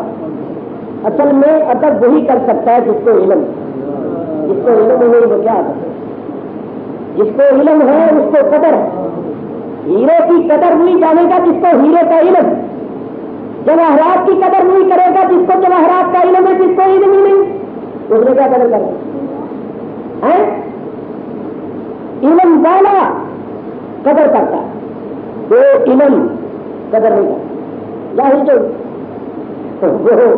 حضرت امام محمد رحمۃ اللہ علیہ امام ابو حنیفہ کے شاگرد اعظم، بڑی شان بات، جب نئے پڑھ کے آئے بغداد، علم پڑھ کے آئے، جوتی بھی ٹوٹی ہوئی ہے، ایک موچی سے موچی کے کہا کرا میری جوتی کو یہ ٹانکا لگا دو، بات دو پھٹ گئی ہے۔ اس نے کہا 4 آنے لوں گا۔ آپ نے فرمایا میرے پاس پیسے نہیں، میں تجھے ایک مسئلہ بتا، مسئلہ میں نہیں جانتا، 4 آنے رکھو۔ فرمایا کہ میرے پاس پیسے نہیں ہیں، چلو میں تمہیں 2 مسئلے بتا دوں، اور جو بڑی محنت سے میں نے مسئلے حاصل کیے میں تمہیں بتا دوں۔ مسئلے میں نہیں جانتا، 4 آنے نہیں ہے تو 3 آنے دے دینا، پیسے دو، مسئلے نہیں کرے۔ قدر جو نہیں تھی، جاہل جو اور امام محمد سے پوچھا جنہوں نے محنت کر کے وہ مسئلے سیکھے، کیا لگے کتنا جاہل، کتنا بے قدر ہے، اس کو قدر ہی تو میاں جو بے علم ہوتا ہے اس کو قدر ہے۔ جو علم والے جتنا جس کو علم ہوگا اتنی وہ قدر کرے، جتنا زیادہ علم اتنی قدر زیادہ۔ یہ میری بات خاص ہے، اس کو سمجھو۔ حضور کی قدر اللہ جانتا، کیونکہ اللہ کو حضور کی شان کا کما حق کو حکم ہے، تو ہم جانتے ہی نہیں نا ہم قدر کیا کریں۔ میں تو کہتا ہوں غالب نے کمال ہی کر دیا۔ غالب کہتا ہے غالب سنائے خواجہ بجٹداں گزارتے ہیں، غالب سنائے خواجہ بجٹداں گزارتے ہیں، کہاں بات پاک مرتبہ دانے محمد صلی اللہ کہ اللہ تعالیٰ حضور کی ذات کا مرتبہ جانتا ہے تو وہی شان بیان کرتا ہے۔ جب ہم جانتے ہی تو ہم بیان کرتے ہیں، تو جانتے ہی جو بھی بات کریں گے نیچے کی بات ہوگی۔ اور میں کہتا ہوں کمال ہی ان لوگوں نے کچھ پایا ہے، قلم توڑ دیا حضرت حسان ابن ثابت رضی اللہ، کیا کوئی لکھے حد ہو گئی، اتنا بلند تخیل، اتنی عقیدت۔ فرماتے ہیں ما ہمتہ محمدن بمقالتی لیکن متحت مقالتی بمحمدی۔ فرماتے ہیں میں اپنے کلام سے، اپنے شعروں سے حضور کی تعریف نہیں کرتا۔ میں کون ہوں جو اپنے کلام سے حضور کی تعریف کر سکوں؟ میں اپنے کلام سے حضور کی تعریف نہیں کرتا، بلکہ اپنے کلام میں حضور کا نام لا کر اپنے کلام کو قابل تعریف بنا لیتا ہوں۔ جب اپنے کلام میں حضور کا نام لے آتا ہوں میرا کلام تعریف والا ہوگا۔ کیسے پاکیزہ خیالات اور عقائد ہیں یہ حضور کے اتحاد۔ فرماتے ہیں میں حضور کا نام اپنے کلام میں لے آتا ہوں، میرا کلام قابل تعریف ہو جاتا ہے۔ دیکھو یہاں میں بڑی بات کرتا ہوں، یہ لوگ کہتے ہیں کہ اطاروی جو ہے یہ تو حضور کو خدا سے ملا دیتا ہے، عقل ماری گئی۔ میں نے ایک جگہ کہا بے وقوفو میں نے حضور کو کیا خدا سے ملانا ہے، حضور تو ہمیں بھی خدا سے ملانے آئے۔ تو یہ کہتے ہیں میں حضور کو خدا سے ملا دیتا ہوں، میں تو یہ کہتا ہوں حضور ہمیں بھی خدا سے ملانے آئے۔ میں کون ملانے والا؟ خدا کی قسم خدا نے اپنے حبیب کو خدا کیا ہی نہیں۔ کہ کوئی محب اپنے حبیب کو جدا نہیں، اور جس کو جدا کر دے وہ حبیب ہی نہیں، جس کو جدا کر دیا وہ حبیب ہی نہیں ہے، جو حبیب ہوتا ہے محب اس کو جدا نہیں، اس کو اپنی آنکھوں میں دکھاتا ہے، اپنے دل میں جگہ دیتا ہے۔ میں کون ملانے والا اور کلمے کو دیکھ لو، چلو زیادہ اسرار میں معرفت میں نقطہ چلاکی میں نہ جاؤ، اور سیدھا کلمہ لکھا ہوا دیکھ لو، کلمہ لکھا ہوا دیکھو گے، لا الہ الا اللہ محمد لکھا ہوا کلمہ دیکھو، درمیان میں اللہ کا نام، اس کے ساتھ ہی محمد، جہاں اللہ کی ہے ختم ہوتی ہے وہاں سرکار کی نیند شروع ہوتی ہے، درمیان میں وہاں نہیں، وہاں تو تفریح کے لیے فصل کے لیے آتی ہے، یہاں فصل کون کرے، یہاں تو فصل ہے، یہاں تو فصل ہے، فصل وہاں تو فصل کے لیے آتی ہے، وہاں تو جدائی کے لیے آتی ہے، وہاں تو نکھیرنے کے لیے آتی ہے، یہاں تو فصل ہے، یہاں تو نکھیر اللہ اکبر۔ تو میرے دوستو اللہ نے جدا کیا ہی نہیں، سنو سنو ہوتا کیا ہے، جو حضور کے وصل کا بیان کرتا ہے وہ خود واصل ہو جاتا ہے، جو وصل کا بیان کرتا ہے وہ خود واصل ہو جاتا ہے، اور جو نکھیرتا ہے اور جدا کرتا ہے وہ خود جدا ہو جاتا ہے، جو غیریت قائم کرتا ہے وہ غیر مغضوب علیہم ولا-الضالین کا مذاق کرتا ہے۔ ہم کون ہیں ملانے والے؟ اللہ نے اپنے حبیب کو جدا کیا ہے۔ چنانچہ دیکھو امام راضی نے تفسیر کبیر میں لکھا، لکھتے ہیں حضور نے حضرت ابو بکر کو انگوٹھی دی، ابو بکر کہا اس انگوٹھی میں میرے رب کا نام لکھوانا، ابو بکر گئے، محبت عشق صاحب عشق صاحب محبت ہے، صاحب ایمان ہے، چل کر لکھنے والوں سے کہا اللہ کا نام بھی لکھ دو، اس کے ساتھ اللہ کے حبیب کا نام بھی لکھنے والے نے لکھ دیا، دیکھا آنکھیں ٹھنڈی ہوئی، دل خوش ہوا، انگوٹھی دیکھی، آگے حضور کی بارگاہ میں پیش کر دی، حضور نے جب انگوٹھی دیکھی تو مسکرا کر فرمایا ابو بکر میں نے تجھے کہا تھا میرے رب کا نام لکھوا اس میں میرا نام بھی لکھا ہوا اور میرے نام کے ساتھ تمہارا نام بھی لکھا ہوا۔ حضرت ابو بکر نے جو سنا حیران ہوئے، کیا حضور خدا کی قسم میں نے آپ کا نام لکھوایا مگر میں نے اپنا نام نہیں لکھا۔ حضور میرے ایمان نے میری محبت نے اجازت نہیں دی کہ اللہ کا نام ہو اور اللہ کے حبیب کا نام نہ ہو، آپ کا نام میں نے لکھوایا مگر میں نے اپنا نام نہیں لکھوایا۔ اسی وقت جبریل امین حاضر ہو گئے، یا رسول اللہ ابو بکر کو کچھ نہ کہیے، ابو بکر کا نام اللہ نے لکھوایا۔ اللہ حدیث کو جدا کیا ہے۔ چنانچہ دیکھو امام راضی نے تفسیر کبیر میں لکھا، لکھتے ہیں حضور نے حضرت ابو بکر کو انگوٹھی دی، ابو بکر کہا اس انگوٹھی میں میرے رب کا نام لکھوانا، ابو بکر گئے، محبت عشق صاحب عشق صاحب محبت ہے، صاحب ایمان ہے، چل کر لکھنے والوں سے کہا اللہ کا نام بھی لکھ دو، اس کے ساتھ اللہ کے حبیب کا نام بھی لکھنے والے نے لکھ دیا، دیکھا آنکھیں ٹھنڈی ہوئی، دل خوش ہوا، انگوٹھی دیکھی، آگے حضور کی بارگاہ میں پیش کر دی، حضور نے جب انگوٹھی دیکھی تو مسکرا کر فرمایا ابو بکر میں نے تجھے کہا تھا میرے رب کا نام لکھوا اس میں میرا نام بھی لکھا ہوا اور میرے نام کے ساتھ تمہارا نام بھی لکھا ہوا۔ حضرت ابو بکر نے جو سنا حیران ہوئے، کیا حضور خدا کی قسم میں نے آپ کا نام لکھوایا مگر میں نے اپنا نام نہیں لکھا۔ حضور میرے ایمان نے میری محبت نے اجازت نہیں دی کہ اللہ کا نام ہو اور اللہ کے حبیب کا نام نہ ہو، آپ کا نام میں نے لکھوایا مگر میں نے اپنا نام نہیں لکھوایا۔ اسی وقت جبریل امین حاضر ہو گئے، یا رسول اللہ ابو بکر کو کچھ نہ کہیے، ابو بکر کا نام اللہ نے لکھوایا۔ اللہ اور اللہ تعالیٰ نے ابو بکر کا نام اس لیے لکھوایا ہے کہ میرے پیارے جب ابو بکر تجھ کو مجھ سے جدا نہیں کرتا تو میں تجھے ابو بکر کو کیسے جدا کر دوں؟ ابو بکر نے تیرا نام میرا نام سے بلایا، میں نے ابو بکر کا نام تیرے نام سے معلوم ہوا جو وصل کا بیان کرتا ہے وہ خود واصل ہو جاتا ہے اور جو جدائی ڈالتا ہے وہ خود جدا ہو۔ ہم دونوں ملا رہے تو دور چلی گئی بات، فرشتوں اترتی ہے۔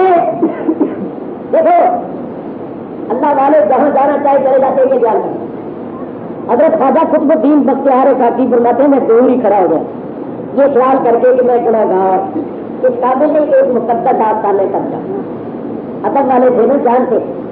کسی شاعر نے کیا کہتا ہے، شاعر کہتا ہے یہ سمجھ کر قابل سجدہ نہیں اپنی زمین، دور ہی سے ہم کسی کا آستان دیکھا بھی چوری کرے. فرماتے روح پیشان ظاہر شدن. حضرت خواجہ قطب صاحب کی روح مجسم ہو کر ظاہر ہوئی، وہ فرمند پیش کر دیا فرمایا گیا. تو حضرت فرماتے صاحب کو نہیں صاحب تو میری ہمت نہیں کرتی تھی اتنی بڑی سزا. کرتے کرتے ایک دو قدم اٹھائے، نیند فرمود پیش کر دیا. حضرت خواجہ قطب صاحب نے پھر فرمایا آگے آ جاؤ. فرماتے کرتے کرتے دو تین قدم آگے کیے تھے. کیا دیکھا کہ حضرت صاحب نے ان پر دیکھنا شروع کر دیا. فرماتے میں نے بھی دیکھا کس کو دیکھیں. تو کیا دیکھا کہ ایک نورانی سخت تھا جس کو 4 فرشتوں نے اٹھایا اور وہ لا رہے. حضرت قطب صاحب بھی دیکھتا رہا، میں بھی دیکھتا رہا. فرشتوں نے اس تخت کو کبوتروں کے پاس لا کر رکھ دیا اور ایک بزرگ اس تخت سے اترے حضرت خواجہ قطب صاحب کے گلے میں مارنا کیا. پھر آہستہ آہستہ آپس میں باتیں کرتے وہ بزرگ جو ایسے وہ تخت پر بیٹھ کر پھر واپس چلے گئے. جب چلے گئے تو میں آگے بڑھا. حضرت نے مجھ سے سوال کیا. قربان جائیے بڑی پیاری گفتگو. حضرت خواجہ قطب صاحب نے فرمایا کہ مل گئی پر ہفتے سے. اب تو نہیں تم شیر کے بارے میں کیا کہتے یہ شیر جو پڑے جاتے کمال کا معلوم ہوتا ہے یہ بھی بڑے عالم فاضل صاحب علم عرفان سے. فرماتے میں نے عرض کیا کہ کلام حسن ہوں کبھی ہوں کبھی یہ حضور کی حدیث یہ حضور کی حدیث کا جو میں شیر بھی یہ کلام ہے. جیسے کلام اچھا بھی ہوتا ہے برا بھی ہوتا ہے اس طرح شیر کا حال ہے کہ شیر اچھے بھی ہوتی ہے برے بھی ہوتی ہے. تو فرماتے جب میں نے یہ جواب دیا کہ حضرت خواجہ قطب صاحب نے فرمایا بارک اللہ کو برکت. بہت اچھا جواب. پھر فرمایا کیوں مل گئی پر حق حسن سے اپنی آواز کے بارے میں تمہارا کیا خیال. یا تو کسی کی آواز اچھی ہو تو صاحب رہتا فرماتے میں نے